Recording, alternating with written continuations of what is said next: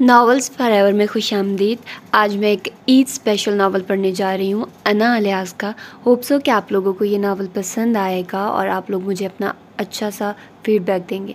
Actually कल मैं novel आप लोगों को नहीं दे पाई क्योंकि मैं घर आई हुई थी और मैं रिकॉर्ड ही नहीं कर पाई। मेरा संडे को पेपर था और मैं उसकी तैयारी करती रही कि पेपर देना है। तो फिर उसके बाद मैं पेपर जैसे ही देकर आई, मैंने अपनी पैकिंग की और मैं घर आ गई क्योंकि मैं 3-4 दिन से अकेली रह रही थी हॉस्टल में और मेरा बहुत दिल घबरा रहा था कि अब मुझे घर जाना है। मुझसे सही तरह से खाया पिया नहीं जा रहा था, तो इसलिए फिर मैं वापस आ गई। और आज मेरा रोज़ा भी है, लेकिन रोज़े के साथ मुझे रिकॉर्डिंग भी करनी है क्योंकि मैं आप लोगों को ज़ाहिर सी बात है एक दिन का गैप दे चुकी हूँ, लेकिन अब नहीं देना चाहती। इसीलिए फिर मैं आप लोगों के लिए अना अलियास का ईद स्पेशल नावल लेकर आई हूँ। होप सो कि आप लोगों को ये नावल बहुत ज़्यादा पसंद आएगा। तो हमारे इस नावल का नाम है मेरी ईद तुम सजन और इस राइटर का नाम है अना अलियास। मम्मी प्लीज़, ये सब मेरे लिए मुमकिन नहीं है। आप क्यों नहीं समझती? हाशिब तंग आ चुका था रोज़ रोज़ के इस मसले से। बेटा हम तो समझ ही लेंगे, मगर अफसोस कि तुम नहीं समझ रहे। हाशिब ये एक नहीं 2 जानों की पूरी ज़िंदगी का मामला है, वो बेचारगी से बोली। जवान औलाद थी ना, बस मुंह से कह सकती थी, हाथ नहीं उठा सकती थी।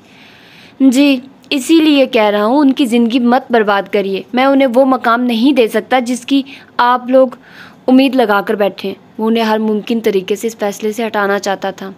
ठीक है, कल को अगर उनकी ज़िंदगी बर्बाद हुई तो तुम्हें किसी किस्म की कोई मलामत नहीं होनी चाहिए ना। उनसे कभी राब्ता रखना। अब की बार शगुफ्ता के लहजे में सख्ती दराई। मम्मी आप क्यों नहीं समझ रही? पापा आप ही इन्हें समझाइए। आखिर क्यों आप लोग नहीं समझ पा रहे? वो मेरे लिए अभी भी सारम की बीवी है। बीवी नहीं, बेवा। तस्हीह कर लो। असफंदियार साहब जो कब से बेड पर खामोश बैठे माँ बेटे की गुफ्तगू सुन रहे थे, हाशिब को टोक कर बोले, पापा मैं कभी उसे बीवी की हैसियत से नहीं देख सकता। ये मेरे लिए डूब मरने की बात है कि अपनी भाभी से मैं शादी कर लूँ। मैं कल को सारिम को क्या मुंह दिखाऊंगा?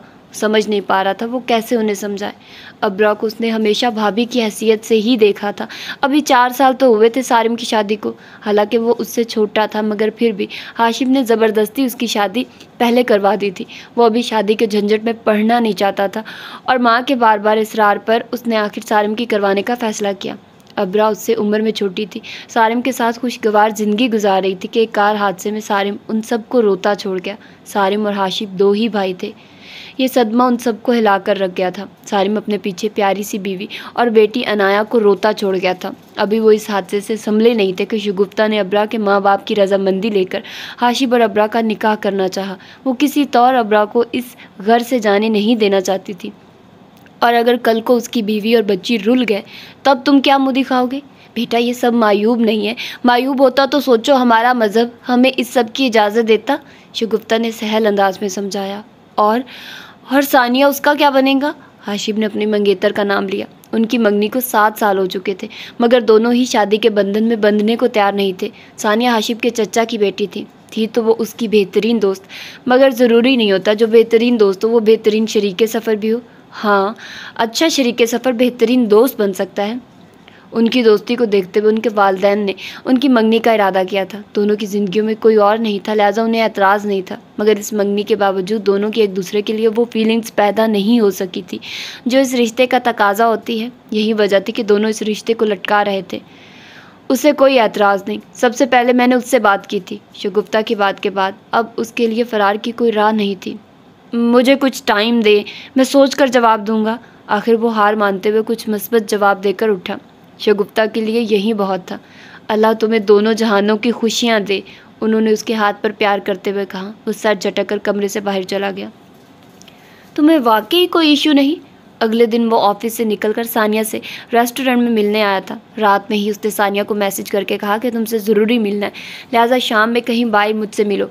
सानिया ने फ़ौरन हामी भरते उसे टाइम बता दिया और अब वो दोनों आमने सामने बैठे थे। हाशिब ने अपने फ़ैसले का दारोमदार इस मुलाकात पर रखा था। नहीं, क्या तुम्हें मुझसे कोई तूफ़ानी मोहब्बत कभी भी रही है या मुझे तुमसे रही है? क्या कभी हमने साथ जीने मरने की कस्में खाई हैं? कम ऑन हाशिम, हमारा आपस में जज्बातियत का कोई रिश्ता कभी नहीं रहा। हम 7 साल बाद भी बस अच्छे दोस्त हैं। इससे बढ़कर ना कभी तुमने कुछ महसूस किया है और ना मैंने। क्या मैं गलत कह रही हूँ? वो अपनी बातों से उसका फ़ैसला मुश्किल बना रही थी। नहीं मगर यार मैं अब्रा को वो मकाम नहीं दे सकता। ये सोचकर भी मुझे अजीब लगता है कि वो और मैं, उफ कहाँ फंसा दिया तुम सब ने मुझे। वो सर हाथों पर रखकर बेबसी से बोला, देखो हाशिम, अगर तुम सिर्फ इंसानियत के हवाले से सोचो तो ये फ़ैसला कभी भी मुश्किल नहीं लगेगा। तुम्हारी ज़िंदगी में कोई ऐसी लड़की नहीं जिसकी वजह से तुम इस सब से इनकार करो। तुम्हें कभी ना कभी किसी से शादी तो करनी है ना, तो वो अब्रा क्यों नहीं? हाशिम, हम अपनी सारी ज़िंदगी सिर्फ अपने लिए गुजारते हैं, मगर अल्लाह बहुत कम ऐसे लोगों को चुनता है जो दूसरों के लिए अपनी ज़िंदगी गुजारे। क्या तुम्हें ये सोचकर खुशी नहीं हो रही कि अल्लाह ने तुम्हें ऐसे काम के लिए चुना है? अच्छा अब्रा को छोड़ दो, अनाया का सोचो। यार खाला और चचा से बढ़कर कोई अपने भाई बहन की औलाद को मोहब्बत नहीं दे सकता, मगर सिर्फ तब जब वो खुद शादीशुदा ना हो। इसीलिए तो लड़की की मौत के बाद उसकी बहन से लोग बहन के शौहर की शादी करवा देते हैं कि जो दर्द वो महसूस करती है उन बच्चों के लिए वो कोई और नहीं करता। और इसी तरह चचा भी, फ़र्ज़ करो जैसे तुम कह रहे हो कि अब्रा की कहीं और शादी करवा दे और अनाया को तुम अपने साथ रख लो, तो क्या कल को तुम्हारी बीवी उसे रख लेगी? आज तो तुम्हारे बच्चे नहीं, कल को जब वो होंगे अनाया हमेशा तुम्हें और तुम्हारी बीवी को खटकेगी। क्या तुम अपनी औलाद की ज़रूरतों को पसे पुश डालकर उसकी ज़रूरतें पूरी करोगे? नहीं हाशिम, ऐसा कभी नहीं हो सकेगा। अपनी औलाद के आगे किसी की औलाद नज़र नहीं आती, लिहाजा बेवकूफ़ी मत करो और अब्रा से निकाह कर लो। सानिया ने रसानियत से उसे हर पहलू ना सिर्फ दिखाया बल्कि अच्छी दोस्त बनकर समझाया। ठीक है, जहाँ तक अनाया की बात है तो मैं ये शादी कर लेता हूँ, लेकिन क्या अब्रा के साथ नाइंसाफ़ी नहीं होगी? मैं उसे और वो मुझे कल को वो मकाम ना दे सके तो सोचो ये रिश्ता कितना अब नॉर्मल होगा। वो सारिम से बहुत मोहब्बत करती थी सानिया। हाशिम ने एक नया मसला बयान किया। सानिया उसकी बात पर हौले से मुस्कुरा दी। हाशिम, वो बहुत अच्छी बीवी थी और हर भी अच्छी बीवी अपने शौहर से मोहब्बत करती है, लेकिन अगर अल्लाह ने औरत के दिल में सिर्फ एक शख्स की ही मोहब्बत रखनी होती तो वो कभी दूसरी शादी का हुक्म नहीं देता। हाशिम, एक औरत को हमेशा मर्द के सहारे की ज़रूरत होती है। वो अभी तो नहीं मगर कुछ अरसे में ज़रूर तुमसे मोहब्बत करने लग जाएगी। औरत बहुत एहसास होती है, उसे जिस सिमत मोड़ोगे मुड़ जाएगी, अपनी मोहब्बत में मुब्तला करोगे कर लेगी। वो सिर्फ एहसास और तवज्जो चाहती है, तभी तो धोखा भी खा लेती है। फ़र्ज़ करो हम उसकी शादी कहीं और कर भी दें तो क्या गारंटी है कि कोई और उससे तवज्जो और मोहब्बत दे पाए? क्या पता सारिम के हवाले से उसे ताने दे, ज़बरदस्ती सारिम की मोहब्बत उसके दिल से खुर्च कर मिटाने की कोशिश करे। अगर अभी वो सारिम की याद से नहीं भी निकलती तो तुम तो उसके भाई हो, तुम उसे स्पेस दोगे सारिम की याद को दिल के कोने में बंद करने की। तुम कभी उसे ताने नहीं दोगे बल्कि उसकी कैफियत को ज़्यादा बेहतर अंदाज में समझ सकोगे। और वैसे भी वो अभी जितनी भी कम उम्र सही मगर कोई कवारा उसे नहीं अपनाएगा, और जो अपनाएगा वो कुछ बच्चों का बाप या फिर औलाद के हसूल के लिए उसे शादी करेगा। क्या किसी और की औलाद पालते उसे अनाया याद नहीं आएगी? ये जुल्म उसके साथ मत करो, उसे अपनी ही औलाद पालने दो। सिर्फ कुछ लम्हों के लिए खुद को उसकी जगह रख कर सोचो। आशिफ, वो तुमसे भी कहीं ज़्यादा मजबूर है। उसकी मजबूरी को उसका कसूर मत बनाओ। और जहाँ तक मोहब्बत की बात है तो अल्लाह पर छोड़ दो। जब वो तुम दोनों में महरम रिश्ता बनाएगा तो तुम दोनों के दिलों में मोहब्बत भी बेदार कर देगा। ये रिश्ता ही ऐसा है, अपना आप मनवा कर दम लेता है। सानिया ने हौले से मेज़ पर रख के उसके दाएं हाथ पर अपना हाथ रखकर उसे हौसला दिया, और हाशिम को इस लम्हे उसकी दोस्ती पर बेहद फ़ख्र महसूस हुआ। अच्छे दोस्त वाकई अल्लाह का इनाम होते हैं। किस बेहतरीन अंदाज में उसने इस रिश्ते के लिए हाशिम को कायल किया था, ये सिर्फ वहीं कर सकती थी।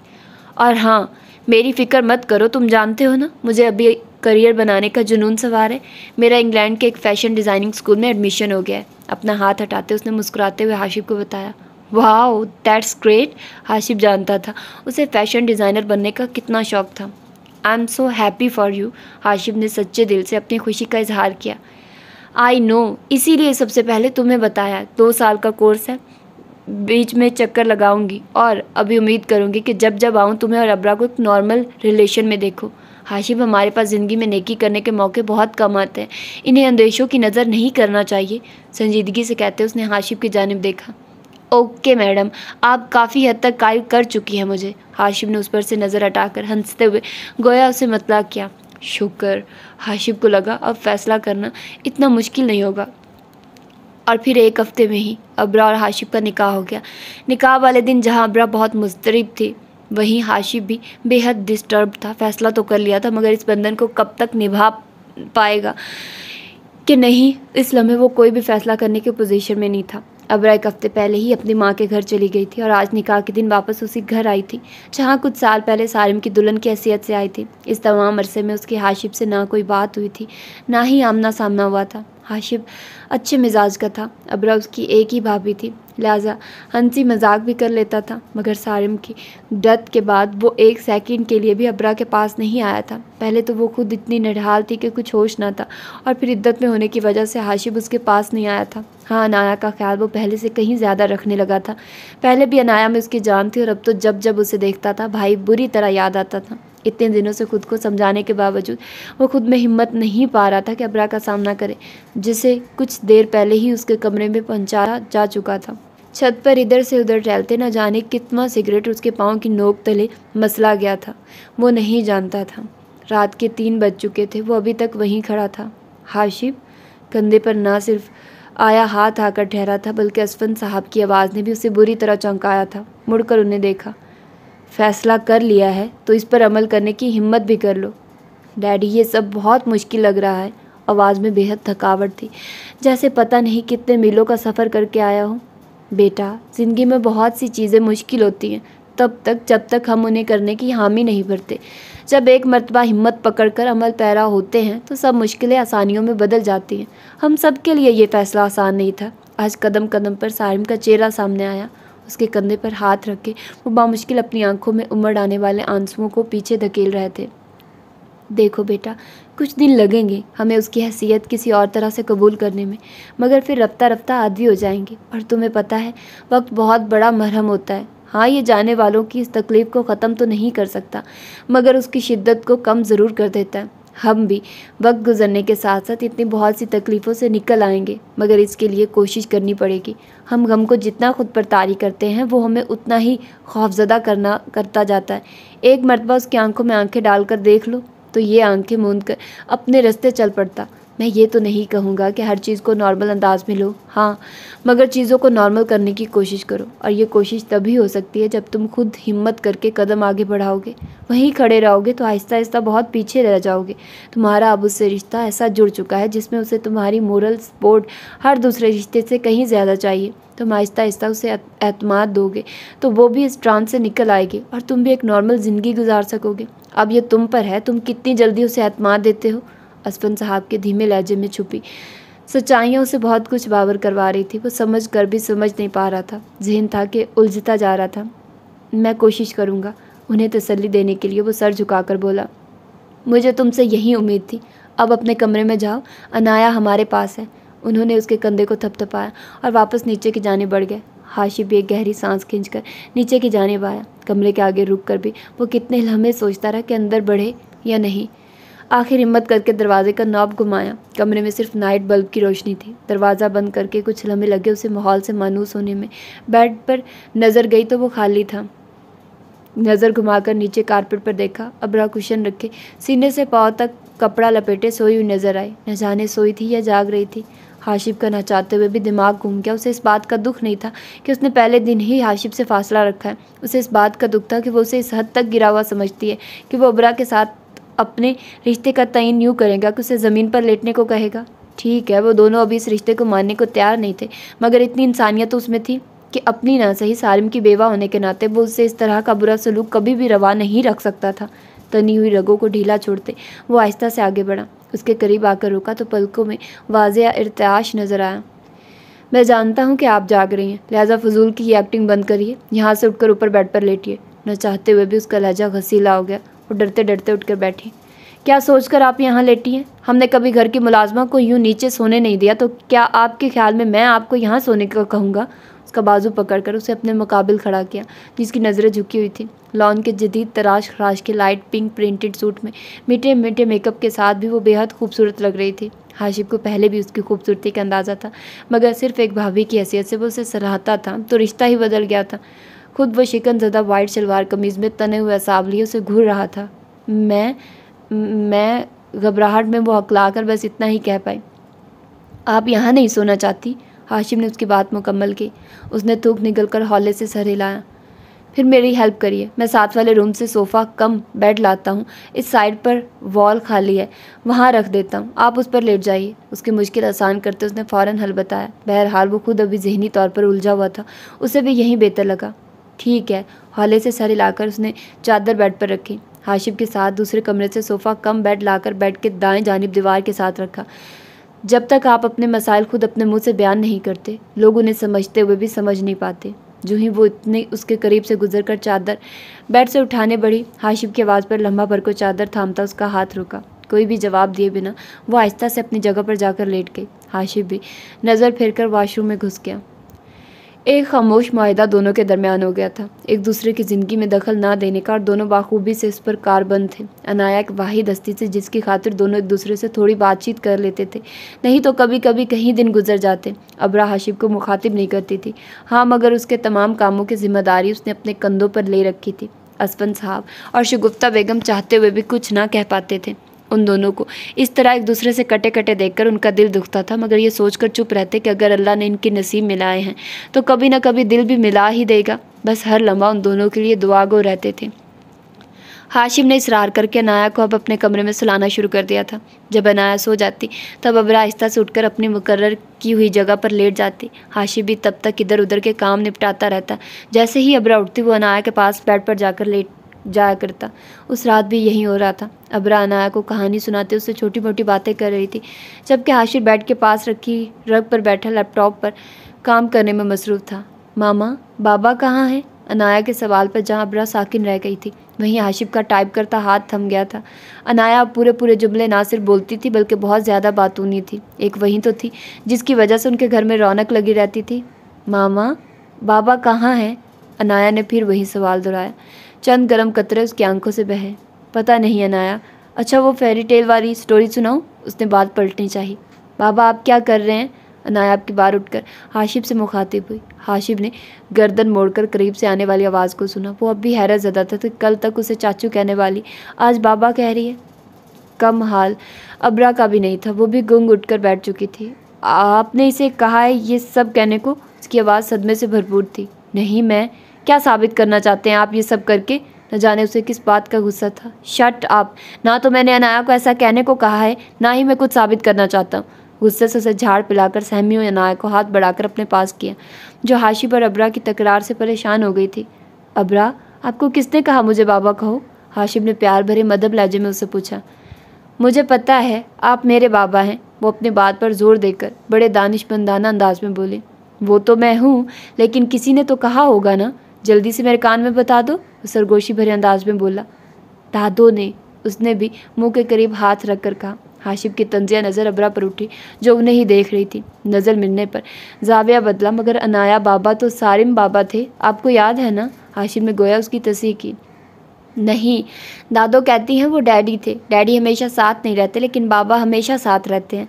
अनाया की बात पर अब मज़ीद हाशिम के पास कुछ और कहने की गुंजाइश नहीं थी। वो लब भींच कर रह गया। फिर एक नज़र बेड पर बैठी अबरा पर डाली, जो खामोश बैठी ज़मीन को घूर रही थी। बगैर तहकीक के कोई बात नहीं कहनी चाहिए, शायद आप जैसे लोगों के लिए ही कहा गया है। लैपटॉप एक साइड पर रखकर अनाया को अपनी गोद में बिठाते वो उसे तंज करने से बाज नहीं आया। अबरा एक तीखी नज़र उस पर डालकर कमरे से बाहर चली गई। अगले दिन सुबह वो माँ से शिकवा किए बिना न रह सका। सुबह ऑफिस जाते हुए नाश्ते की टेबल पर वो असफन साहब और शगुफ्ता बेगम ही थी। अनाया और अबरा दोनों अभी सो रही थी। आपने अनाया को कहा था मुझे बाबा कहने को? उसकी शिकवा कुना नज़रें माँ पर थी। हाँ, तो क्या ज़रूरी है? उसने उल्टा सवाल किया। हाँ, बहुत ज़रूरी है। वो अभी बच्ची है, उसे हर मकाम पर माँ और बाप दोनों की ज़रूरत महसूस होगी। अभी से उसके जहन को उलझाने से बेहतर नहीं कि फ़िलहाल उसे ये मकाम दिलाया जाए कि तुम ही उसके बाप हो। जब बड़ी होगी तब हकीकत उसको बता देंगे, लेकिन अभी से उसे ज़हनी अजियत देने की क्या ज़रूरत है? उसे बच्ची समझकर ट्रीट करो, इस सब में उसका कोई कसूर नहीं। पता है कल मुझे क्या कह रही थी? कहने लगी, मम्मी मुझे पार्क लेकर गई तो बहुत से बच्चे अपने बाबा के साथ आए हुए थे। दादो, मेरे बाबा कौन है? वो मुझे पार्क क्यों नहीं लेकर जाते? मम्मी और दादो ही क्यों लेकर जाते हैं? अब खुद सोचो, मैं उसकी महरूमी को दो चंद करती और कहती तुम्हारा बाप मनो मट्टी तले सो रहा है, वो कैसे तुम्हें लेकर जाए? बाप करते करते उनकी आवाज़ रंध गई। उफ़ो अम्मी, मैंने ये तो नहीं कहा कि आप ऐसे रोएं, बस वैसे ही पूछा था। आप तो कहकर साइड पर हो गई, उसकी अम्मा ने मुझे डांट पड़ गई। अपने लहजे को शरारती बनाते उसने माँ को दुख से निकालने की कोशिश की। डाइनिंग हॉल की जानिब आती अबरा ये सब गुफ्तगू सुनकर दरवाजे पर ही खड़ी हो गई। कोई बात नहीं, बीवी की पहली पहली डांट है, एंजॉय करो। असफन साहब की बात पर वो बस एक लम्हे को उन्हें देख कर रह गया। शगुफ्ता और असफन साहब दोनों मुस्कुरा रहे थे। उसे लफ्ज़ बीवी बहुत अजीब लगा। अबरा भी खामोशी से पलट गई। न जाने दोनों के दिल में क्या था। तुम्हें ज़रा भी अपनी जिम्मेदारी का एहसास है? वो जो ऑफिस से आने के बाद लाउंज में सोफे पर बैठा मज़े से बॉल पूल खेलने में मसरूफ़ था। शगुफ्ता की बात सुनकर न चाहते हुए भी अपनी गेम बंद करके उनके जाने मतवज्जे होना पड़ा। अब मुझे गरीब ने क्या कर दिया है? सरदा भरकर वो सीधा बैठा, बेचारी सी सूरत बनाकर पास बैठी माँ को देखा। 2 जाने अब तुमसे मंसूब है, उनके कपड़े लेने की जिम्मेदारी तुम पर है कि नहीं? माँ की बात पर उसे एहसास हुआ कि शादी को 2 माह बीत गए थे, मगर उसने अबरा को कभी खर्चा नहीं दिया था। आई एम सॉरी मम्मी, मुझे ख्याल नहीं रहा। मैं आपको पैसे दे देता हूँ, आप अबरा को दे देना। हाशिब की बात पर उनकी तेवरी चढ़ गई। वो मेरी बीवी है। दुरुस्त लहजे में किए जाने वाले सवाल पर वो बामुश्किल अपनी हंसी रोक पाया। तुम्हारी बीवी है ना? माँ बेटी अभी नीचे आती हैं तो तुम दोनों को बाजार लेकर जाओ और उनकी मर्ज़ी की चीज़ उन्हें दिलाओ और फिर तुम खुद अबरा को पैसे दो। अब क्या इतने बच्चे हो तुम हाशिब कि मुझे हर चीज़ तुम्हें डिक्टेट करनी पड़ेगी? ज़रा सी अक्ल नहीं है। वो अच्छा खासा उस पर बरसी। मम्मी प्लीज़ अब ये बाज़ारों वाला सीन ना करें, आप खुद जाइए। मुझे वैसे भी ना ख़वातीन का शॉपिंग का पता है ना बच्चों की। उसका जवाब सीढ़ियाँ उतरती अबरा के कानों तक बआसानी गया था। उसने कर्ब से आंखें मींची। अभी थोड़ी देर पहले ही वो अनाया के कपड़े चेंज करवाने ऊपर लेकर गई थी, जिसने अपनी फ़्राक पर जूस गिरा लिया था। यही बात थी, यही ताने थे जिनके बायस वो ये शादी करने के हक़ में नहीं थी। खामोशी से बाकी की सीढ़ियाँ उतरने लगी। बकवास नहीं करो, वो आ रही है, खामोशी से उसे लेकर जाओ। अबरा को नीचे आता देखकर वो अब कोई आएँ बाएँ शाये करने की पोजीशन में नहीं था, लिहाजा गुस्से से बस तिलमिला कर रह गया। अबरा बेटा खुद भी तैयार हो जाओ, यह हाशिब तुम दोनों को बाजार ले जाएगा। अनाया और अपने लिए कोई कपड़े वगैरह देख लेना।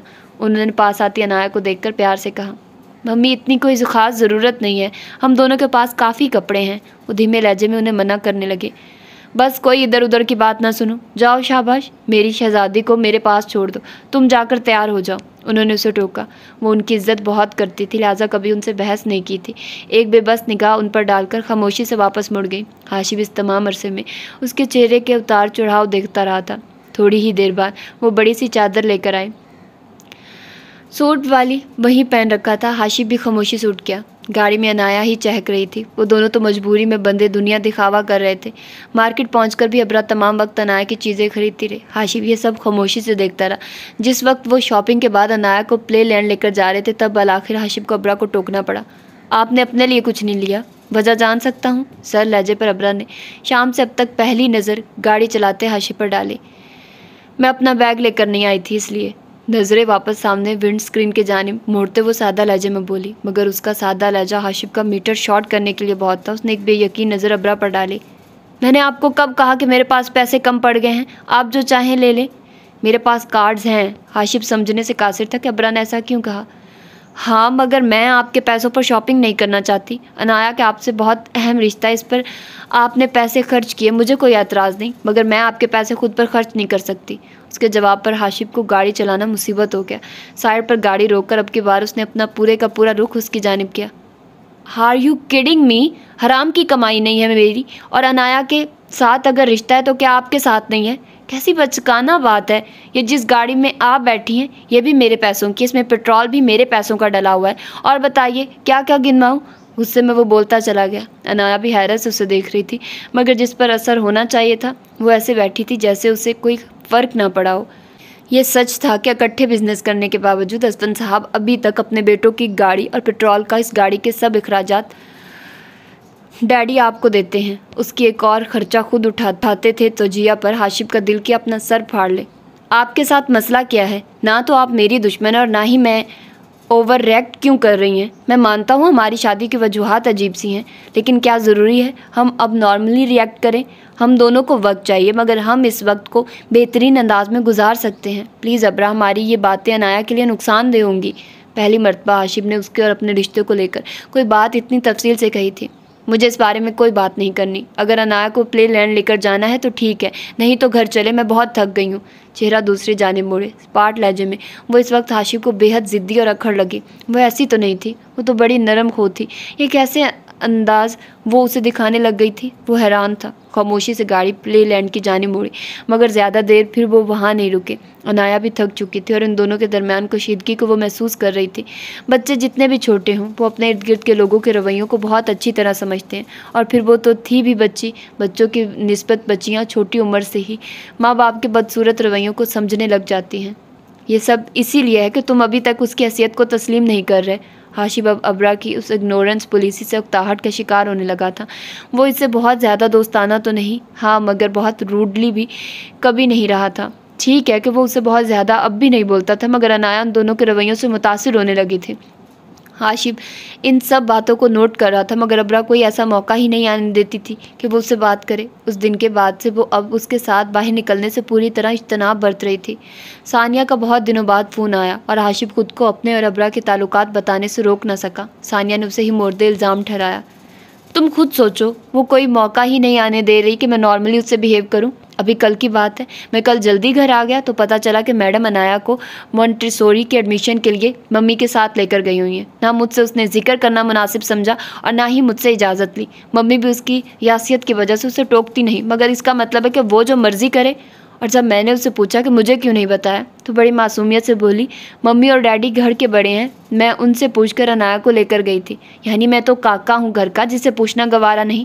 हाशिब रात के इस पैर लॉन में टहलता हुआ अपने दिल की खौलन सानिया के साथ शेयर कर रहा था, जो उसकी बातों पर हंसे जा रही थी। There is nothing to laugh about, वो चिड़चिड़े लहजे में बोला। क्या करूं, कितनी क्यूट लड़ाइयाँ हैं तुम दोनों की। और पता है, कभी कभी ऐसी लड़ाइयों का एंड शदीद तरीन मोहब्बत की सूरत निकलता है। वो मुस्कुराते हुए बोली। ओह प्लीज़, कहीं हो ही ना जाए मोहब्बत, वो भी उस नकचड़ी अबरा से। उफ, सारिम ने कैसे बर्दाश्त किया उसे 4 साल। यार तब ये ऐसी नहीं थी, इतने अच्छे इखलाक की थी। तब उसको चाहने वाला, उसके नाज उठाने वाला कोई हर लम्हा उसके आसपास था। अब वो किसके साथ हंसकर बोले। तुम खुद सोचो, किस दिन तुमने उसके पास बैठकर उसके ज़ख्मों पर मरहम रखी है। हाशिब, कुछ रिश्तों में लोग आपको अपने नज़दीक आने का मौका नहीं देते, आपको वो मौका खुद निकालना पड़ता है। तुम ज़बरदस्ती उससे अपनी जानिब आने पर माइल मत करो। तुम एक अच्छे दोस्त की तरह ज़बरदस्ती उसके गम तो बांट सकते हो। तुम्हें सिर्फ इस बात का डर है कि शॉपिंग वाले वाक़या की तरह वो तुम्हारी इस दोस्ती को भी रिजेक्ट कर देगी। एक बार करेगी, 2 बार करेगी, आखिर तीसरी बार वो तुम्हारा सहारा ढूंढेगी। एक बार ज़बरदस्ती उसका दुख तो बांट कर देखो।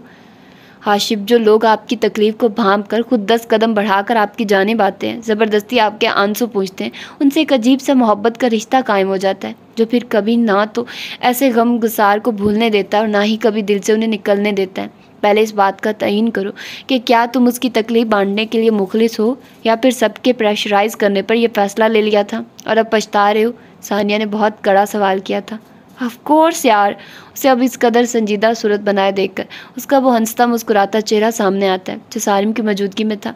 मैं उसको ज़िंदगी की जानिब लाना चाहता हूँ। इस कदर वीरानी उसके चेहरे और आंखों से टपकती है कि मैं खौफज़दा हो जाता हूँ। उसकी उम्र इतनी तकलीफ़ बर्दाश्त करने की नहीं है। न जाने क्या क्या सोचती रहती है वो। अक्सर शाम की चाय हम पीने लगे तो उसका कप ठंडा हो जाता है। खाना खाते जब तक मॉम ना टोके, वो बस प्लेट में या तो चम्मच हिलाई जाती है या फिर नवाला घुमाई जाती है। मैं उसे ज़िंदगी की जानिब लाना चाहता हूँ। मुझे डर है डिप्रेशन का शिकार ना हो जाए। जो लोग अपने दिल का हाल किसी को नहीं बताते, वो फिर आहिस्ता आहिस्ता डिप्रेशन में जाकर कभी कभी ऐसे मकाम पर पहुँच जाते हैं जहाँ उन्हें ज़िंदगी से नफरत हो जाती है। बेशक अनाया का साथ उसके लिए तसल्ली बख्श है, मगर वो इससे अपने महसूसात को शेयर नहीं कर सकती ना। और अनाया अब उसकी बेतुजही को समझने लग गई है। कुछ समझ नहीं आ रही, क्या करूँ। वो ठंडी आह भरकर वो सब कह गया, जिस पर वो खुद भी हैरान था कि उसने कब अबरा का इतनी बारीक बीनी से मुशाहिदा किया था। शुक्र मुझे इतनी तो तसल्ली हुई कि तुम मुझसे कोई दुश्मनी बांधे हुए नहीं हो, सानिया शरारती अंदाज में बोली। नहीं यार, वो बहुत बेज़रर है, फिर भी तुम्हें गुस्सा दिला देती है, सानिया ने एक बार शरारत भरे लहजे में कहा। हाँ, वो हंस पड़ा। तुम्हें याद है कल सारिम का बर्थडे है? सानिया ने उसे याद दिलाया। हाँ, कैसे भूल सकता हूँ, वो सर दाह भरकर उदास लहजे में बोला। कल का मौका बेहतरीन है, तुम उसे कहीं पार्क ले जाओ या कहीं भी, और फिर सारिम की बात ही करो। मुझे यकीन है वो आहिस्ता आहिस्ता अपने दिल का गुबार निकालना शुरू हो जाएगी। उसे ये यकीन दिलाओ तुम उसके अच्छे दोस्त हो, जिसे सारिम और उसके साबका रिश्ते से कोई मसला नहीं है। मुझे यकीन है वो ज़रूर तुम में एक गम गुसार ढूंढते ढूंढते इस रिश्ते को नॉर्मल अंदाज से शुरू कर लेगी। सानिया की बात में उस पर सोच के नए दर वाक़िए। सुबह होते ही हाशिम ने अबरा का मुतर्रम चेहरा देखकर शाम में सानिया के दिए गए मशवरे पर अमल करने का सोचा। शाम में वो अपने मुकर्ररा वक्त से कुछ देर पहले ही घर आ गया। जब तक वो कपड़े चेंज करके लाउंज में आया, तब तक उसे अबरा कहीं नज़र नहीं आई। शगुफ्ता और अनाया तो लाउंज में ही मौजूद थी, मगर अबरा नहीं थी। वो खामोशी से अनाया के पास रखे कुशन पर बैठ गया। अनाया टेबल पर कलरिंग बुक रखे उसमें रंग भरने में मसरूफ़ थी। शगुफ्ता उसके लिए जूस का गिलास थामे थोड़ी देर बाद किचन से बरामद हुई। उसने अचंभे से माँ को जूस का गिलास लाते देखा, जबकि यह काम हमेशा अबरा करती थी। अबरा कहाँ है? आखिर उसने पूछ ही लिया। शगुफ्ता को हाशिब के सवाल पर बहुत खुशगवार सी हैरत हुई। खैरियत है आज? उनके मबहम से सवाल में छुपा मकसद वो समझ गया था। जाहिर है उसकी जगह आप ये काम करेंगे तो मुझे ताज्जुब तो होगा। अपनी तरफ से तो उसने बात बनाई। ऊपर छत पर है, तुम कहीं जा रहे हो क्या? अबरा का बताते हाशिम को जीन्स और डार्क ब्लू टी शर्ट में देखकर वो पूछे बिना न रह सकी। अमूमन घर आकर वो इस वक्त ट्राउज़र टी शर्ट में होता था। जी, आपको बहू को कहीं लेकर जाना है? अनाया घर पर ही है? उन्हें हैरत में मुब्तला करके गिलास रखता वो सीढ़ियों की जानिब बढ़ा। अपने लंबे चौड़े खोबरू बेटे को हैरत और खुशी के मिले जुले तासुरात समेत देखते उन्होंने दोनों की अब्दी खुशियों की दुआ मांगी। अस्सलाम वालेकुम। वो जो कब से खुले आसमान में मौजूद परिंदों की चहल पहल देखने में मगन थी, अपने पीछे से आने वाली हाशिम की आवाज़ पर चौंक गई। वालेकुम अस्सलाम। बगैर उसकी जानिब मुड़े जवाब दिया। हाशिम आहिस्ता कदमों से चलता ग्रिल के पास अबरा से चंद कदमों के फासले पर रुका। ग्रिल से टेक लगाए शाम की फैली जर्द किरणों में अबरा के खूबसूरत चेहरे को देखा जो मुरझाया हुआ था। न जाने सुबह से कितनी बार रो चुकी थी, आंखें सूजी हुई थी। स्याह और सफ़ेद रंग के कपड़ों में दुपट्टा कांधों पर लिए, अध खिले बालों में उसकी सुनहरी रंगत दमक रही थी। हाशिम के दिल को कुछ हुआ, एकदम से उसके चेहरे से नजरें हटाई। चले बाहर चलते हैं, वो दोस्ताना अंदाज में उससे मुखातिब हुआ। सीधा होते जीन्स की जेबों में हाथ डालते वो अबरा को हैरान कर गया। कुछ देर उसकी जानिब देखकर उसने नज़र फेर ली। मुझे कहीं नहीं जाना, साफ जवाब पर हाशिम को गुस्सा तो आया मगर सानिया की बातें याद करके वो जब्त कर गया। मुझे आपको कुछ दिखाना है, कुछ सुनाना है। वो हर कीमत पर उसे लेकर जाना चाहता था, मगर मैं कह चुकी हूँ कि मुझे नहीं जाना, प्लीज़ लीव मी अलोन। वो हाथ उठाकर लम्हा भर को आंखें बंद करके अपने इश्तियाल को काबू करके बोली। क्या सारिम का वास्ता देने पर भी नहीं मानेंगी? हाशिम ने ये क्या कह दिया था? उसे लगा अब वो अपने पैरों पर खड़ी नहीं रह सकेगी। फिर भी खुद को मजबूत दिखाने के लिए वो खड़ी थी, मगर कुछ देर वो कुछ बोलने की हिम्मत नहीं कर पाई। नज़रें झुकाए अपने आंसुओं को धकेलने की कोशिश करती रही। फिर यकदम शिकवा कुना नज़रें उठाकर हाशिम को देखा। आज तो आपने ये कह दिया है, आइंदा मत कहिएगा। बामुश्किल चंद अल्फाज अदा किए। हाशिम को यकीन था आज के बाद वाकई ऐसा कहने की उसे ज़रूरत नहीं पड़ेगी। चलें? सीढ़ियों की जानिब कदम बढ़ाते हुए वो बोली। हाशिम ने उसकी पैरवी की। थोड़ी ही देर बाद वो दोनों गाड़ी में बैठे थे। हाशिम ने गाड़ी का रुख नज़दीकी पार्क की जानिब किया। गाड़ी पार्क के सामने रोकी। यहाँ? घर से यहाँ तक आते अबरा पहली मर्तबा बोली। हाँ, आए कुछ दिखाना है आपको। हाशिम हल्की से मुस्कुराहट होंठों पर लिए उससे मुखातिब हुआ। अबरा खामोशी से गाड़ी का दरवाज़ा खोलकर बाहर आ गई। हाशिम उसे लिए एक ट्रैक की जानिब बढ़ गया। कुछ दूर चलने के बाद एक बेंच की जानिब इशारा किया जिसके सामने कुछ लड़के क्रिकेट खेल रहे थे। बेंच पर बैठकर वो अल्फाज को तरतीब देने लगा, जबकि अबरा अभी तक कश्मकश में मुब्तला थी कि वो उसे यहाँ क्या दिखाने लाया है। मैं और सारिम जब टीनेज में पहुँचे तब डैडी हमें इस पार्क में लाते थे और हम बिल्कुल ऐसे ही लड़कों की तरह यहाँ क्रिकेट खेलते थे। हर बार मेरे हारने पर सारिम इस बाएं जानिब बने दरख्त पर विनर लिखकर अपने नाम का पहला हर्फ लिखता था और मेरे नाम के पहले हर्फ के साथ लूज़र लिखता था और मैं घर पहुँचने तक उससे खफा रहता था। फिर वक्त गुजरने के साथ साथ पढ़ाई फिर बिज़नेस में ऐसे मसरूफ़ हुए कि यहाँ आकर क्रिकेट खेलना ही ख़त्म हो गया। हम जब लास्ट टाइम यहाँ आए थे तब हमने ऐड किया था कि अपने बच्चों को भी यहाँ इस तरह लाया करेंगे जैसे डैडी हमें खेलने के लिए लाते हैं। मगर वक्त। हाशिम ने अपनी बात रोककर एक नज़र आंसू बहाती अबरा की जानिब देखा। अपने जगह से खिसक कर वो उसके करीब आया। अबरा, वो हम सब के लिए बहुत अहम था। डैडी और मम्मी ने अपना एक बेटा खोया, मैंने अपना दोस्तों जैसा भाई, हम सब का नुकसान हुआ है, मगर हमने ज़िंदगी गुजारना नहीं छोड़ी। सब कुछ चलता रहता है, ज़िंदगी भी, सांसें भी और दुनिया के सभी काम। पीछे रह जाने वालों का इम्तिहान सबसे कड़ा होता है, क्योंकि उन्हें उससे बिछड़ने वाले शख्स की यादों के साथ साथ खुद पर खुश रहने का एक ख्वाल चढ़ाकर ज़िंदगी गुजारनी होती है। ये दुनिया का दस्तूर है और हम इस दुनिया का हिस्सा। मैं कभी आपको ये नहीं कहूँगा कि सारिम को याद करना छोड़ दें, लेकिन अनाया के लिए जो आपके पास सारिम की सबसे बेहतरीन निशानी है, खुद को कुछ और मजबूत कर लें, इस सियासत से बाहर आने की कोशिश करें। पता है, कुछ दिन पहले अनाया सैड स्माइली बना रही थी, उसकी कॉपी का एक पूरा पेज सैड स्माइली से भरा पड़ा था। फिर मुझे कहने लगी, बाबा इसका नाम स्माइली नहीं सैड ही होना चाहिए। मैंने ताज्जुब से पूछा, क्यों? कहने लगी, ये तो सैड है, स्माइल तो नहीं कर रहा, जैसे मम्मी कभी स्माइल नहीं करती। मैं उसकी बात सुनकर ना सिर्फ चौंका बल्कि शशदर रह गया। अबरा, वो आपके मूड्स को समझने लगी है। अगर इस ताल्लुक़ को शुरू करने का मकसद उसे नॉर्मल ज़िंदगी देना था तो माजरत के साथ आप उसे नॉर्मल नहीं होने दे रही हो। मैं ये नहीं कहता आप सब भूल जाओ, मगर अनाया के लिए खुद को थोड़ा सा बदल लो। मुझसे सारिम की बातें शेयर करो, आपके दिल में जो है। मैं हर लम्हा आपको सुनने को तैयार हूँ, आजमा कर देखो। उसका हाथ थामे उसके आंसू से भीगी आंखों और तर चेहरे को वो दुख से देख रहा था। मुझे लगता है मेरी ज़िंदगी बस यहीं रुक गई है, ऐसे जैसे अब कोई अपना है ही नहीं। मैं कोशिश करती हूँ मगर इस सब से बाहर नहीं आ पा रही। मुझे सारिम भूलते ही नहीं, मैं क्या करूँ? उनके साथ बीता हर लम्हा, हर पल बस याद आ जाते हैं। मुझे लगता है मैं सारी ज़िंदगी बस इन्हीं 4 सालों में जी गई हूँ। अब कुछ है ही नहीं बचा मेरे पास।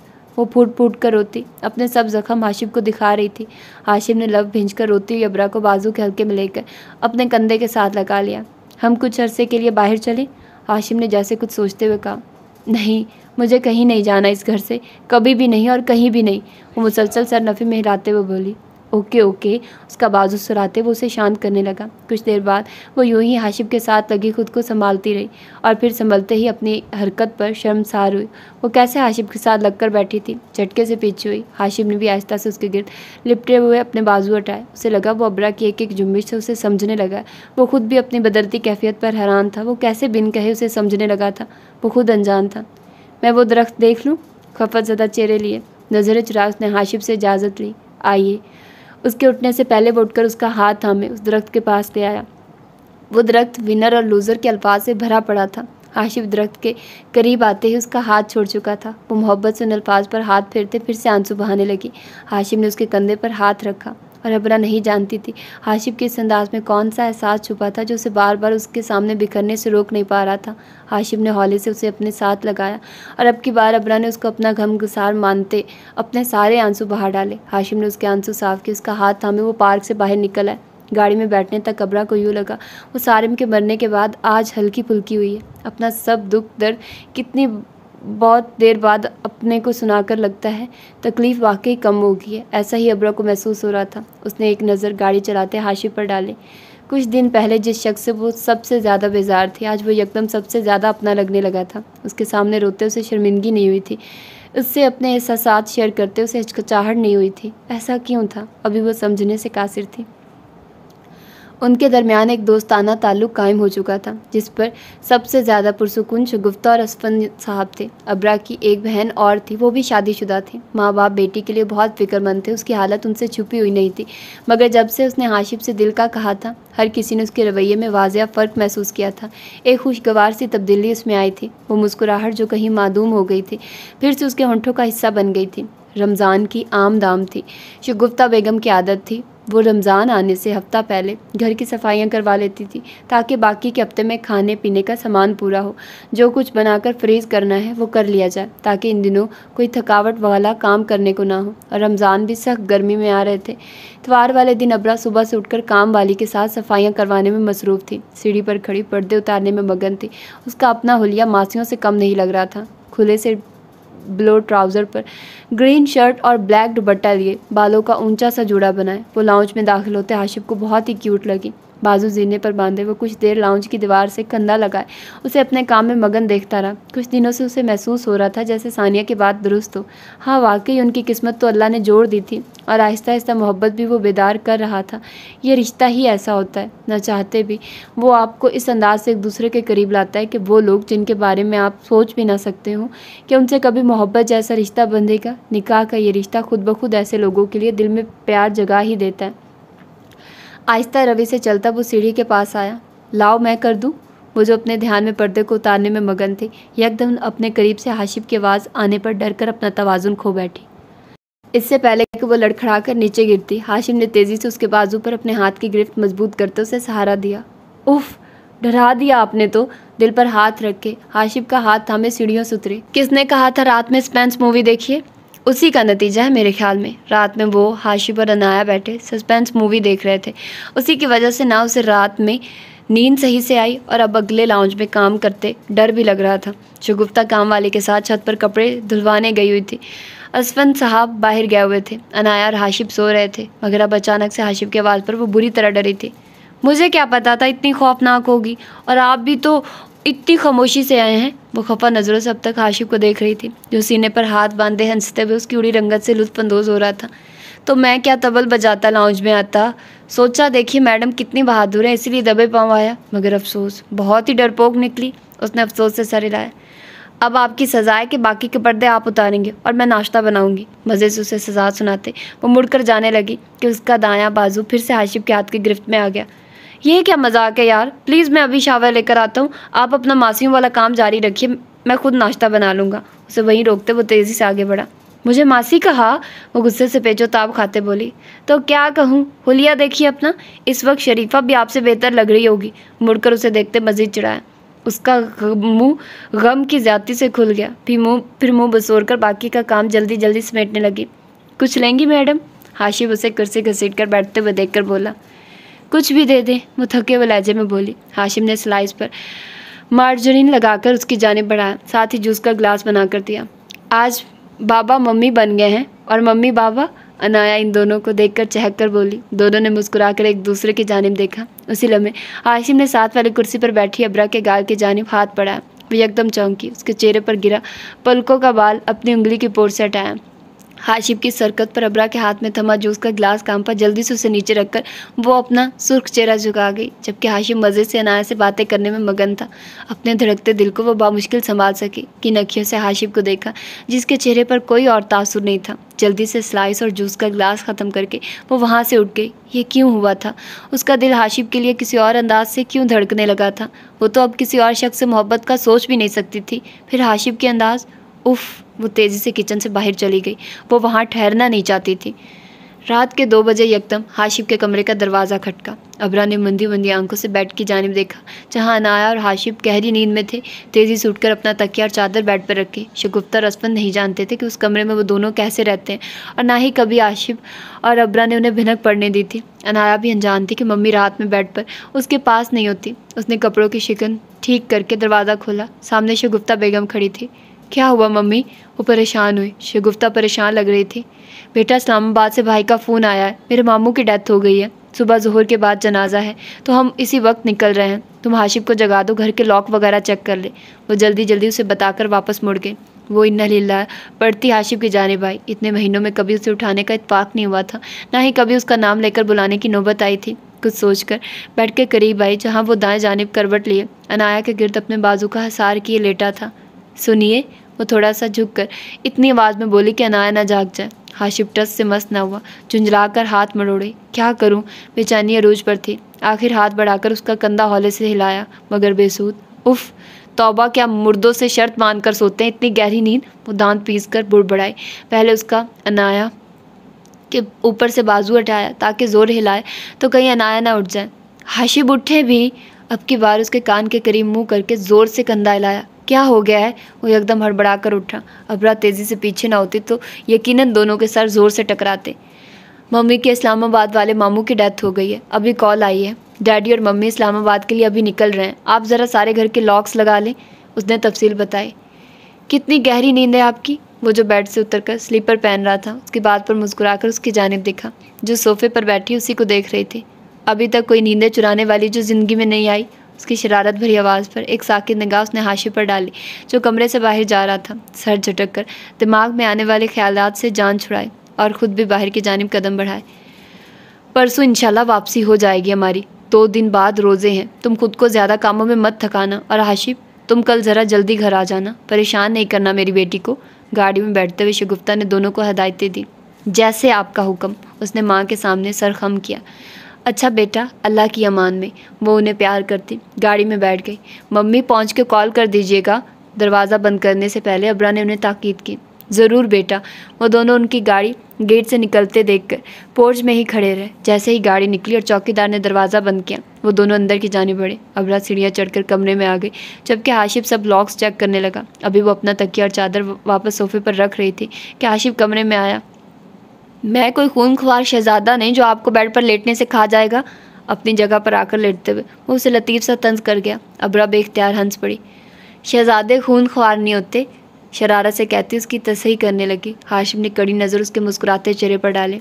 इस बात पे कितने दान निकले हैं। चलो आपको और खुश करने के लिए खूनख्वार जिन कह लेता हूँ। अब खुश? लेटते हुए उसका चेहरा नज़रों के हसार में रखा। अब की बार वो खिलखिलाई। That's better. मुस्कुराते हुए लाइट ऑफ करती अपनी जगह पर लेट गई। हाशिम ने गहरी सांस भरी और करवट लेकर सोने की कोशिश करने लगा। मम्मी, बाबा अभी तक नहीं आए। अगले दिन बजाय शाम में आने के रात 10 बजे तक भी हाशिब घर नहीं आया था। पहले 2 मरतबा ऑफिस कॉल करने पर अबरा को पता चला कि मीटिंग चल रही है और अब 10 बजे चुके थे और वो इतना गैर जिम्मेदार तो नहीं था। वो दोनों इस वक्त अकेली थी। काम करने वाले लड़के और मासी दोनों को वो उनके क्वार्टर में भेज चुकी थी। चौकीदार अलबत्ता गेट पर ही मौजूद था, लिहाजा खौफजदा होने की बात नहीं थी। मम्मी, आप पापा को मोबाइल पर कॉल कर लें। अनाया हाशिब को बुरी तरह मिस कर रही थी। अनाया की बात पर उसने थूक निगला। उसके पास तो हाशिब का नंबर ही नहीं था, ना कभी लेने की उसने ज़रूरत महसूस की थी। फिर ख्याल आया डैडी ने सबके नंबर्स फ़ोन डायरी में लाजमी लिखे होते हैं। जल्दी से नंबर निकाल कर मिलाया। पहल जाती रही मगर वो उठा नहीं रहा था। दोबारा ऑफिस के नंबर पर किया मगर पता चला वो तो 9 बजे का जा चुका है। अबरा की परेशानी अब अरूज पर थी। तरह तरह के वसवसे सताने लगे। क्या हुआ मम्मी? अनाया बामुश्किल नींद भगा रही थी। कुछ नहीं बाबा, फ़ोन नहीं उठा रहे। आप सो जाओ बेटा, बाबा आ जाएंगे थोड़ी देर तक। उसे तसल्ली देते अपना दिल सूखे पत्ते की तरह कांप रहा था। नहीं बाबा आएंगे फिर सोऊंगी, वो ज़िद्दी लहजे में बोली। टांगे सोफे पर रखे, सर पास बैठी अबरा की गोद में रखे वो नींद से लड़ रही थी। अबरा कुछ देर पहले ही नमाज़ पढ़कर फारिग हुई थी। जल्दी जल्दी जो कुछ समझ आया पढ़ना शुरू हो गई। दिल था कि खौफ में मुब्तला हुआ जा रहा था। अभी ज़्यादा अरसा तो नहीं हुआ था जब उसी तरह सारिम रात में देर से ऑफिस से निकला था और फिर कभी घर वापस नहीं आ सका था। वो खौफ से आंखें मीच गई। नहीं अल्लाह प्लीज़ नहीं, मैं अब दोबारा उसी तकलीफ़ की मुतहम्मिल नहीं हो सकती। मुझसे अब ये सहारा मत छीनिए प्लीज़ अल्लाह। दिल में दुआएं और मुंह पर विर्द जारी था कि इतनी देर में बाहर हॉर्न की आवाज़ आई। वो दोनों तेज़ी से बाहर की जानिब लपकी। पोर्च में गाड़ी आते देखकर वो लॉन के पास बनी सीढ़ियों के पास ही रुक गई। हाशिब गाड़ी से उतरकर उसे लॉक करके उन दोनों की जानिब देखता तेज़ी से उनकी जानिब बढ़ा, मगर अबरा तो उसकी शर्ट पर लगे खून को देखकर हवास पाख्ता हो गई। ये क्या हुआ है? क्या हुआ है आपको? आप ठीक हैं? इससे लगा अब उसके हवास जवाब दे जाएंगे। हाशिब के बाजू और सीनों को टटोलते वो खौफ से कामती आवाज़ में बामुश्किल कह पाई, अबरा मैं ठीक हूँ यार। उसे संभाल नहीं पा रहा था जो अपने मुंह पर हाथ रखे फटी फटी आंखों से उसकी खून आलूद शर्ट को देख रही थी। ये क्या हुआ? ये खून कैसा है? रोते हुए वो उसकी शर्ट को देखकर बोली। अंदर चले बताता हूँ। अनाया भी माँ के रिएक्शन पर खौफजदा हो रही थी। अबरा अंदर चलें। उसके कंधों पर हाथ रख के जैसे उसे घसीट कर अंदर लाया था। अबरा को लगा उसके कदमों से जान निकल गई है। अंदर लाकर उसे सोफे पर बिठाकर उसके लिए पानी लाया। मुझे बताइए ये क्या हुआ है? कहाँ चोट लगी है? कैसे हुआ ये सब? उसका रोना कम होने में नहीं आ रहा था। हाशिब उसके अंदाज पर खुद को रोक नहीं पाया। उसके करीब 2 जानू बैठकर उसके चेहरे को थाम कर अपने लब उसके माथे पर रख दिए, जिसके आंसू भल भल गिर रहे थे। मैं ठीक हूँ, एक दोस्त का एक्सीडेंट हो गया था, उसे लेकर हॉस्पिटल गया था, उसी का खून लग गया है, कहते साथ ही अपनी शर्ट उतार कर उसे दिखाया। कहीं कोई चोट नहीं थी।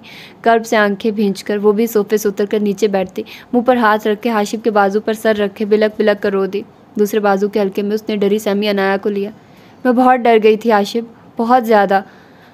मुश्किल अपने आंसुओं पर बंद बांधकर उसके बाजू से सर उठाकर वो उसकी जानिब देखकर बोली। हाशिब को लगा आज वो अपना सब कुछ उसके आगे हार गया है। आपने फ़ोन भी नहीं उठाया। वापस सर उसके बाजू पर रखे, एक हाथ से मजबूती से वहीं बाजू थामे। वो अब भी खौफ से कांप रही थी।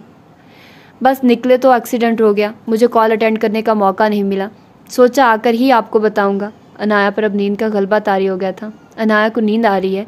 उसका दिल तो नहीं कर रहा था कि ये लम्हा कभी ख़त्म हो, मगर झूलती अनाया की खातिर उसने अबरा से कहा। आहिस्ता से वो हाशिब से अलग हुई, अनाया को गोद में लिया।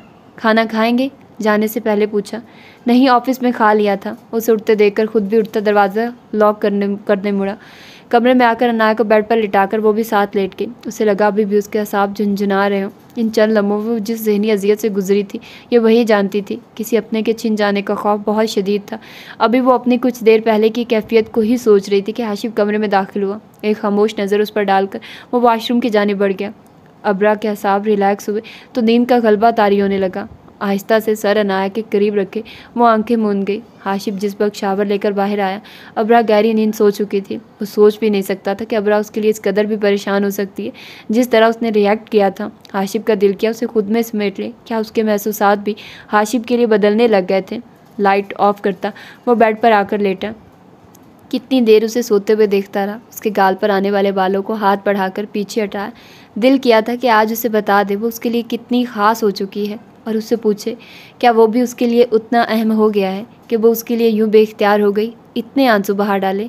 जिस तरह तशक्कुर का एहसास लिए वो उसके बाजू से लिपटी थी, वो एहसास अब तक उसके बाजू पर वैसे ही तरोताज़ा था। उसे देखते देखते हाशिब को कब नींद आई पता ही नहीं चला। रात में किसी पहर उसकी आंख खुली। तो अपना बाजू किसी की गिरफ्त में महसूस किया। मंदी आंखों से जैसे ही दाएं जानिब निगाह गई तो अपना बाजू अबरा के हाथ की मजबूत गिरफ्त में देखा। न जाने रात के किस पल अनाया के ऊपर रखे हाथ को बढ़ाकर उसने मजबूती से हाशिम का बाजू थाम लिया था, जैसे उसे कहीं जाने न देना चाहती हो। हाशिम ने अब की बार पूरी आंखें खोलकर उसकी जानिब देखा। क्यों जान लेने के दर पे हो? हौले से सरगोशी करते उसका हाथ थामकर लबों से लगाया, फिर उसी हाथ पर अपना हाथ रखे दिया। कभी के सुने हुए कुछ अल्फाज ज़हन के पर्दे पर झलमलाए। I watched you sleeping quietly in my bed. You don't know this now, but there's some things that need to be said, and it's all that I can hear. It's more than I can bear. What if I fall and hurt myself? Would you know how to fix me? What if I went and lost myself? Would you know where to find me? I forget who I am. Would you please remind me? Oh, cause without you things so hazy. और उसे लगा था अब अबरा के बिना हर चीज़ वाकई धुंध में लिपट जाएगी। उसकी ज़िंदगी का लाजमी जुज़ बन गई थी। उसे लगा अब कुछ ही वक्त रह गया है उसके सामने अपनी मोहब्बत का इजहार करने में। सुबह वो काफ़ी देर तक सोती रही। आंख खुली, नज़र सीधी हाशिम की साइड वाली जगह पर गई तो वो खाली थी। रात वाला खौफ अब भी उसके दिल में बड़ा जमान था। तेज़ी से उठकर टाइम देखा तो दिन के 11 बज रहे थे। इसका मतलब है हाशिम मुझे जगाए बिना ऑफिस चले गए, उसने दिल में सोचा। अनाया भी अभी तक सो रही थी।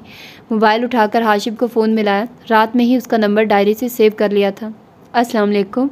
हाशिम की ज़िंदगी से भरपूर आवाज़ सुनकर अजीब सा तमानियत का एहसास जागा था। वालेकुम अस्सलाम। आपने मुझे उठाया ही नहीं, नाश्ता किया था? फ़िक्रमंद लहजा हाशिम को मुस्कुराने पर मजबूर कर गया। कब वो उसके लिए इतना अहम हुआ था, वो जान ही नहीं सका। जी जनाब, नाश्ता कर लिया था। आप रात में इतनी डिस्टर्ब रही थी कि सुबह मेरा दिल नहीं किया आपको उठाकर आपकी नींद ख़राब करता। सोचा बेगम थोड़ी देर सो जाए तो शायद कुछ तबीयत बेहतर हो। हाशिम का मीठा लहजा आज उसे और भी मीठा लगा था। लफ्ज़ बेगम ने उसे साकित किया था। अबरा ज़िंदगी में हादसात आते हैं मगर उन्हें खुद पर इतना तारी नहीं करना चाहिए। मैं जानता हूँ कल मेरी भी गलती थी। जब ऑफिस से निकला था तब मुझे आपको इन्फॉर्म करना चाहिए था, लेकिन मेरे वहमो गुमान में भी नहीं था कि आप इस बुरी तरह परेशान होगी। इस सब के लिए सॉरी। न जाने वो ये सब क्यों कह गया। मम्मी और डैडी होते तो शायद इतना परेशान ना होती। अकेली थी तो बस अजीब अजीब वसवसे आ रहे थे। I am sorry too. मुझे ऐसे रिएक्ट नहीं करना चाहिए था। आपका ऐसे रिएक्ट करना मुझे बहुत अच्छा लगा। इस वाक़ये का ये फ़ायदा तो हुआ कि आपको खूनख्वार जिन के बेड पर लेटने से कल रात डर नहीं लगा। हाशिम की बात पर वो मुस्कुराए बिना न रह सके। आप खूनख्वार तो नहीं, वो उसकी हमायत में बोली। यानी नरम दिल शहज़ादा हूँ। अब ये ना कहना नरम दिल शहज़ादे नहीं होते। मुँह से चिढ़ाने लगा। हाँ हाँ, नहीं शहज़ादे नरम दिल होते हैं, लेकिन मुझे ये समझ नहीं आ रही कि आपको शहज़ादा बनने का इतना शौक़ क्यों है। वो भी शरारत से बोली। मैं बादशाह बनने को भी तैयार हूँ, मगर शर्त है कि आप मेरी मलका बने। उसकी बात पर वो ब्लश कर गई। अच्छा अब मैं फ़ोन बंद कर रही हूँ, अनाया को नाश्ता देना है। वो साफ दामन बचा गई। ओके अल्लाह हाफिज़। उसकी हालत पर महजूज होते वो फ़ोन बंद कर गया। रमज़ान के पहले चंद रोज़े तो बहुत मसरूफ़ गुजरे। सहरी की तैयारी, इबादतें और फिर दिन भर इफ्तारी की तैयारी में गुजर जाना। अबरा ने रमज़ान के बाबरकत महीने में दिल से अपने और हाशिम की बेहतरी के लिए दुआ की। उसे लगा अब वो इस रिश्ते को महसूस करने लग गई है। दिल में कहीं कहीं ये ख्याल जागता कि क्या वो सारिम के साथ बेवफाई तो नहीं कर रही। यही एक सोच उसे पूरी तरह हाशिम की जानिब बढ़ने नहीं दे पा रही थी। उसकी एक ज़िंदगी में हैसियत को वो उसी रात महसूस कर गई थी जब वो देर से आया था, मगर इस सब का सामना अभी करने को तैयार नहीं थी। उसके अंदर एक अजीब सी जंग छिड़ रही थी। वो सदके दिल से अल्लाह से रहनुमाई की दुआ मांग रही थी। उसने ये रिश्ता जोड़ते यही सोचा था कि वो हाशिम का नाम अपने नाम के साथ इस्तेमाल करेगी, मगर उसकी ज़िंदगी में वो तमतराक से शामिल हो जाएगा, ये उसके वहमो गुमान में भी नहीं था। वो सारिम के बाद ये सोच चुकी थी कि अब वो किसी और मर्द से मोहब्बत नहीं कर सकती, जबकि हाशिम ना सिर्फ उसे मोहब्बत की जानिब खींच रहा था, बल्कि वो आहिस्ता आहिस्ता उसकी पूरी ज़ात पर काबिज़ हो रहा था। उस रात हाशिम की पुप्पो के यहाँ उनकी अफ्तारी थी। बहुत से रिश्तेदारों और दोस्त अहबाब को बुलाया हुआ था। लॉन में भरपूर इंतज़ाम था। सफ़ेद और फिरोज़ी पेप्लम और ट्राउज़र में दुपट्टा करीने से सर पर लिए मोतियों के खूबसूरत आवेज़े पहने वो हाशिम के लिए इम्तिहान बनी हुई थी, जो खुद भी वाइट शलवार कमीज़ में बेहद वजीहा लग रहा था। हल्की सी शेव ने उसकी खूबसूरती को कुछ और बढ़ा दिया था। हाशिम से निकाह के बाद अबरा पहली मर्तबा किसी गेट टुगेदर में आई थी। खुशगवार माहौल में अफ्तारी की गई, साथ ही बुफे का इंतज़ाम भी था। वो अनाया को एक टेबल पर लिए खाना खा रही थी कि अपने पीछे से आती कुछ औरतों की बातों पर सुन रह गई। तुमने देखा अबरा को? एक औरत की आवाज़ आई। हाँ, और हाशिब को देखा है? उफ, मुझे तो अफसोस होता है कैसे माँ बाप ने अपने बेटे पर बहू और पोती को तरजीह दे दी। बेचारा हाशिब माँ बाप के मजबूर करने पर भाभी के पल्ले बंध गया। तुम्हें याद है कितनी दोस्ती थी हाशिब और सानिया की, एक दूसरे के लिए बेहतरीन थे। बेचारी सानिया भी इतनी दिल बर्दाश्त हुई कि मुल्क ही छोड़ गई। ये आवाज़ सानिया की खाला की थी। मैंने तो सुना था कि वो अपने किसी कोर्स के लिए वहाँ गई है। अरे नहीं, कोर्स तो एक बहाना था। वो इतनी डिप्रेस थी हाशिब के निकाह वाली खबर पर कि कोर्स का बहाना बनाकर इस मुल्क से ही चली गई। और हाशिब को देखो ना, कटा कटा सा है। अबरा से जाहिर है कितना मुश्किल है अपने भाई की बीवी को बीवी मानना। उनकी बातों से अबरा को लगा उसका दिल चीर दिया हो किसी ने। जैसे तैसे अनाया को खाना खिलाकर वो शगुफ्ता के पास गई। मम्मी चलें अब? वो खुद पर बड़ी मुश्किल से जब्त कर रही थी, वरना दिल कर रहा था यहीं पर फूट फूट कर रो दे। अगर ये सब सच था तो वो अब तक बेवकूफ़ बनती रही थी हाशिब के हाथों या अपने दिल के हाथों। वो तो शायद हमदर्दी कर रहा था जिसे उसने खुद कोई और रंग दे दिया था। वो पछता रही थी अब। शगुफ्ता बेगम की फुप्पो हाशिब के फुप्पो के नन के साथ बातों में मसरूफ़ थी, इसीलिए हाशिब भी उनके करीब आया। अबरा को देखकर उसे महसूस हुआ जैसे वो कुछ अपसेट है। अरे हाशिब, फिर कब बनाया कि बहन या भाई आ रहे हैं? हाँ, अब तो हमें किसी अच्छी सी खुशखबरी का इंतज़ार है। उनकी बात सुनकर अबरा का दिल किया यहाँ से अभी और इसी वक्त भाग जाए। पता नहीं लोगों को दूसरों की ज़िंदगी के बारे में जानने का इतना शौक़ क्यों होता है, उसने तल्खी से सोचा। इंशाल्लाह जल्दी। असल में बेगम इतनी नाजुक सीन पर फ़िलहाल अनाया की ही जिम्मेदारी काफ़ी है। अबरा के कंधों पर बाजू फैलाते उसे खुद से करीब करते वो नहायत मोहब्बत से बोला, भाई मोहब्बत करने वाला शौहर हो तो तुम जैसा। वो हाशिब को सराहने लगी। अबरा को हाशिब का बाजू उस लम्हे बोझ महसूस हुआ। अच्छा भाई, अब हमें इजाज़त दो, अनाया को भी शदीद नींद आ रही है। शगुफ्ता बेगम ने उठते हुए इजाज़त ली। हाशिब भी उन खातून से मिलने के लिए आगे बढ़ा। कंधे से हाथ हटते ही अबरा को लगा उसने अब खुलकर सांस लिए। उस माहौल से उसका दिल शदीद घबरा रहा था, दम घुटता महसूस हो रहा था। वो जल्द से जल्द यहाँ से जाना चाहती थी। आपको वो फजूल बात नहीं करनी चाहिए थी और ना ही वो फजूल हरकत। गाड़ी में बैठते ही वो हाशिब पर बरसी। शगुफ्ता और असफंद अपनी गाड़ी में थे, जबकि हाशिब के साथ उसकी गाड़ी में मौजूद थी। अनाया दादो और दद्दा के साथ थी। मैंने उन्हें खामोश करवाने के लिए वो सब कहा था। मैं जानता हूँ इन ख़वातीन के पास इस तरह के टॉपिक के अलावा और कोई बात नहीं। आपको बुरा लगा है तो आई एम सॉरी, वो उलझता हुआ मदम लहजे में बोला। हाँ, बहुत बुरा लगा था मुझे, और आइंदा मैं इस किस्म की किसी तकरीब में नहीं जाऊँगी। उसके दुरुस्त लहजे पर वो हक्का बक्का रह गया। खाना खाने से पहले तक वो बिल्कुल ठीक थी। क्या हुआ है अबरा? किसी ने कुछ कहा है? वो अपने ददियाल से वाकिफ़ था। वो किसी को खुश देखने वालों में से नहीं थे, इसलिए वो खुद भी बहुत कम इसी तरह के गेट टुगेदर में जाता था। उसकी गोद में रखे हाथ पर अपना भारी हाथ रखते उसने हौले से दबाया, मगर अबरा तो जैसे फट पड़ी। कुछ नहीं हुआ, मुझे बस दिमाग ख़राब हो गया मेरा। बुरी तरह उसके हाथ को चटक कर वो आंखों पर हाथ रखकर सर सीट की पुश्त पर रखकर खामोश हुई, जैसे अब मज़ीद कोई बात नहीं करना चाहती। हाशिब को सबकी महसूस हुई। गुस्से से उसने गाड़ी की रफ्तार बढ़ा दी। अगले दिन अफ्तारी से कुछ देर पहले वो घर आ गया था। कपड़े बदल कर लाउंज में आया, मगर माँ के अलावा और कोई नज़र नहीं आया। अबरा और अनाया कहाँ हैं? माँ से इस्तफार किया। तुम्हें नहीं पता? उन्होंने हैरत से उससे सवाल किया। क्या मतलब, क्या नहीं पता? वो भी उलझा। वो तो सुबह में ही अपनी अम्मी की तरफ चली गई थी। उनकी तबीयत ठीक नहीं थी तो बस इसीलिए कह रही थी कुछ दिन रह कर आऊँगी, उन्होंने तफसील से बताया। उसके अंदर इश्तियाल की शदीद लहर उठी। बस खामोशी से माँ को देखा। मैं थोड़ी देर लेटने जा रहा हूँ, थके हुए लहजे में कहता वो सीढ़ियाँ चढ़ गया। कमरे में आते ही अबरा का नंबर मिला है। जबड़े भिंचे वो उसके कॉल उठाने का मुंतज़िर था। छठी बेल पर आखिर कॉल पिक हो गई। अस्सलाम वालेकुम, स्पार्ट लहजा सुनाई दिया। वालेकुम अस्सलाम। अगर आपने जाना था तो कम अज़ कम मुझे बता ही देती, ना मुझे कोई कॉल की ना कोई मैसेज, उसने शिकवा किया। मम्मी से पूछ कर आई हूँ। दूसरी जानिब लहजे में कोई लचक नहीं आई। मैं आपका कुछ नहीं लगता, यहाँ सिर्फ मम्मी और डैडी से ही आपका रिश्ता है। बलाखिर वो तेज़ लहजे में बोला। जी, उन्हीं से रिश्ता है। दूसरी जानिब का जवाब सुनकर उसका दिमाग भग से उड़ गया। फिर इस घर में रहते हुए मेरे कमरे में आपकी मौजूदगी किस सिलसिले में है? वो फिर से काटदार लहजे में बोला। दूसरी जानिब अबरा ने बड़ी मुश्किल से आंखों में उमड़ आने वाले आंसू रोके। मुझे आपसे कुछ ज़रूरी बात करनी है, अगर आपके पास टाइम है। कुछ सोचते उसने वो सब कहने का फ़ैसला किया जो वो रात से अब तक सोचे हुए थी। जी ज़रूर। हाशिब का गुस्सा थमा। आप दूसरी शादी कर लें प्लीज़। मुझे और अनाया को सिर्फ आपके नाम का ही सहारा चाहिए, वो आप दे चुके हैं, इससे ज़्यादा की हमें ख्वाहिश नहीं। आपके लिए बेहतर है कि आप अपनी ज़िंदगी शुरू करें किसी ऐसी लड़की के साथ जो आपको डिज़र्व करती है। हमारे साथ आपकी ज़िंदगी खुशगवार हरगिज़ नहीं गुजरेगी और मैं ऐसा नहीं चाहती। मैं यहाँ अम्मी की तरफ रहूँगी, अब वापस नहीं आऊँगी। हाँ, आप अनाया को जब मर्ज़ी आकर मिल लें और कुछ देर के लिए ले जाना चाहें तो भी मुझे कोई मसला नहीं, मगर अब वेट, क्या कह रही है? दिमाग सही है आपका? सोचे समझे बिना जो दिल कर रहा है बोल रही हैं। आपको किसने कहा मुझे दूसरी शादी की ज़रूरत है? मैं जानती हूँ आप ये रिश्ता सिर्फ मम्मी डैडी के मजबूर करने पर निभा रहे हैं, और जाहिर है ऐसा अब नॉर्मल ताल्लुक़ कोई मजबूर करने के सबब ही निभा सकता है, मगर मैं आपको इजाज़त देती हूँ। मुझे आपकी दूसरी शादी से कोई मसला नहीं होगा, आप जब चाहें करें, और ना ही मैं कभी आपकी शादीशुदा ज़िंदगी पर असरअंदाज होंगी। आपने मेरे लिए अभी तक जितना किया मैं तो उसका एहसान नहीं दे सकती। तो अबरा, क्या हो गया है आपको? क्यों ऐसी बातें कर रही हो? कल तक तो ऐसा कुछ नहीं था, बल्कि अभी तक ऐसा कुछ नहीं था। क्यों मुझे पागल करना चाहती हो? मैं आपकी तरफ आ रहा हूँ, आमने सामने बैठकर बात करते हैं। वो अपने इश्तियाल को बामुश्किल काबू करके बोला। नहीं, आप यहाँ नहीं आएंगे। अगर आएंगे तो भी मैं कभी भी आपसे नहीं मिलूँगी। मुझे आपसे अब कभी ज़िंदगी में सामना नहीं करना। बस आप जैसे चाहें अपनी ज़िंदगी गुजारें, मुझे इस पर कोई कभी एतराज़ नहीं होगा। उसकी बात सुनकर हाशिम ने कुशन उठाकर सामने दीवार पर मारा। Have you gone mad? मैं बिल्कुल इस किस्म की कोई बात नहीं सुनूंगा। क्यों कर रही हो अबरा? कोई गलत फहमी है? किसी ने कुछ कहा है? मुझे बताओ यार, इस तरह से तो मत करो। मुझे अपनी ज़िंदगी में किसी को नहीं लेकर आना। वो जब्त करके बोला। मेरी बातों को अच्छे से सोचिए। मेरे साथ ज़िंदगी गुजार कर आपको कुछ हासिल नहीं होगा। मैं सारिम की जगह किसी को नहीं दे सकती।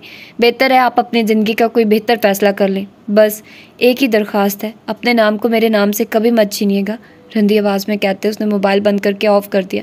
दूसरी जानिब वो शशदर खड़ा रह गया। फिर गुस्से में आकर वो तकिया उठाकर दूर फेंका जो अबरा इस्तेमाल करती थी। हेलो मजनू, कैसे हो? 2 दिन हो चुके थे अबरा को गए हुए। उसके तल्ख जुमलों की बाज़गश्त हाशिब को शदीद तकलीफ से दोचार कर रही थी। वो ना कुछ सुन रही थी, ना हाशिब से मिलने को तैयार थी, और यही बात हाशिब को गुस्सा दिलाने के लिए काफ़ी थी। इस वक्त भी वो ऑफिस से जल्दी घर आकर अपने कमरे में मुंह सर लपेटे पड़ा था।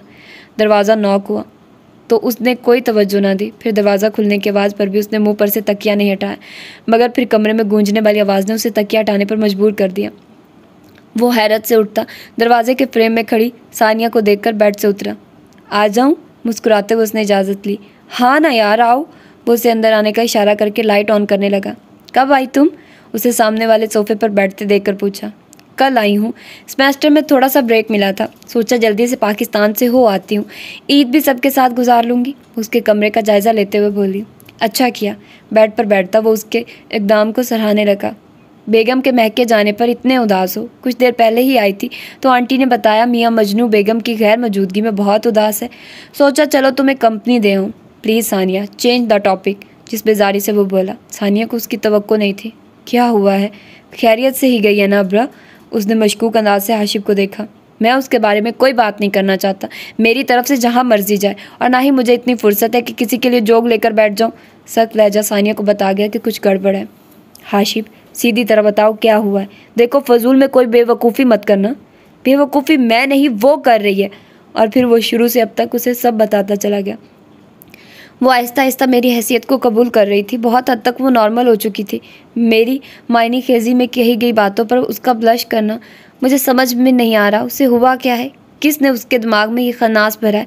वो मुझसे मिलने को तैयार नहीं। मम्मी को भी शक हो गया कि कोई मसला है, मगर मैंने अब सोच लिया कि ऐसे है तो फिर ऐसे ही सही। उसे बहुत शौक है अकेले ज़िंदगी गुजारने का, तो वो रहे अकेली। अब मैं वाकई दूसरी शादी करूँगा। तुम्हें कोई एतराज़ तो नहीं अगर मैं तुम्हारे घर रिश्ता भेजूँ? सानिया जो अभी उसकी बातों को ही सोचे जा रही थी, आखिर में की जाने वाली ऑफ़र पर उसका दिल क्या हाशिब का सर फाड़ दे। और फिर बरमला उसने कह भी दिया, सर तोड़ दूंगी तुम्हारा अगर कोई बकवास की तो। वो किसी गलत फहमी का शिकार है, उसे समझने की कोशिश करने के बजाय तुम मुझसे ज़िद बांध रहे हो। ये है तुम्हारी मोहब्बत? वो तासुब से उसे देख कर बोली। हाँ, क्योंकि मैं उसे हरगिज़ इजाज़त नहीं दूंगा कि मेरी मोहब्बत को वो हमदर्दी और तरस में लिपटा कर मेरे मुँह पर मारे। मैं उससे बात करती हूँ, सानिया ने कुछ सोच कर कहा। नहीं, अब कोई उससे कोई बात नहीं करेगा। अब उसके पास मेरी दूसरी शादी का कार्ड जाएगा, फिर उसका दिमाग सीधा होगा। वो अब तक गुस्से में था। शट अप हाशिब, खबरदार तुमने ऐसी कोई अहमकाना हरकत की। वो उसे टोक कर बोली। फिर कुछ और कहने से पहले उसके कमरे से उठकर बाहर गए, मगर दिल में सोच लिया कि उसे क्या करना है।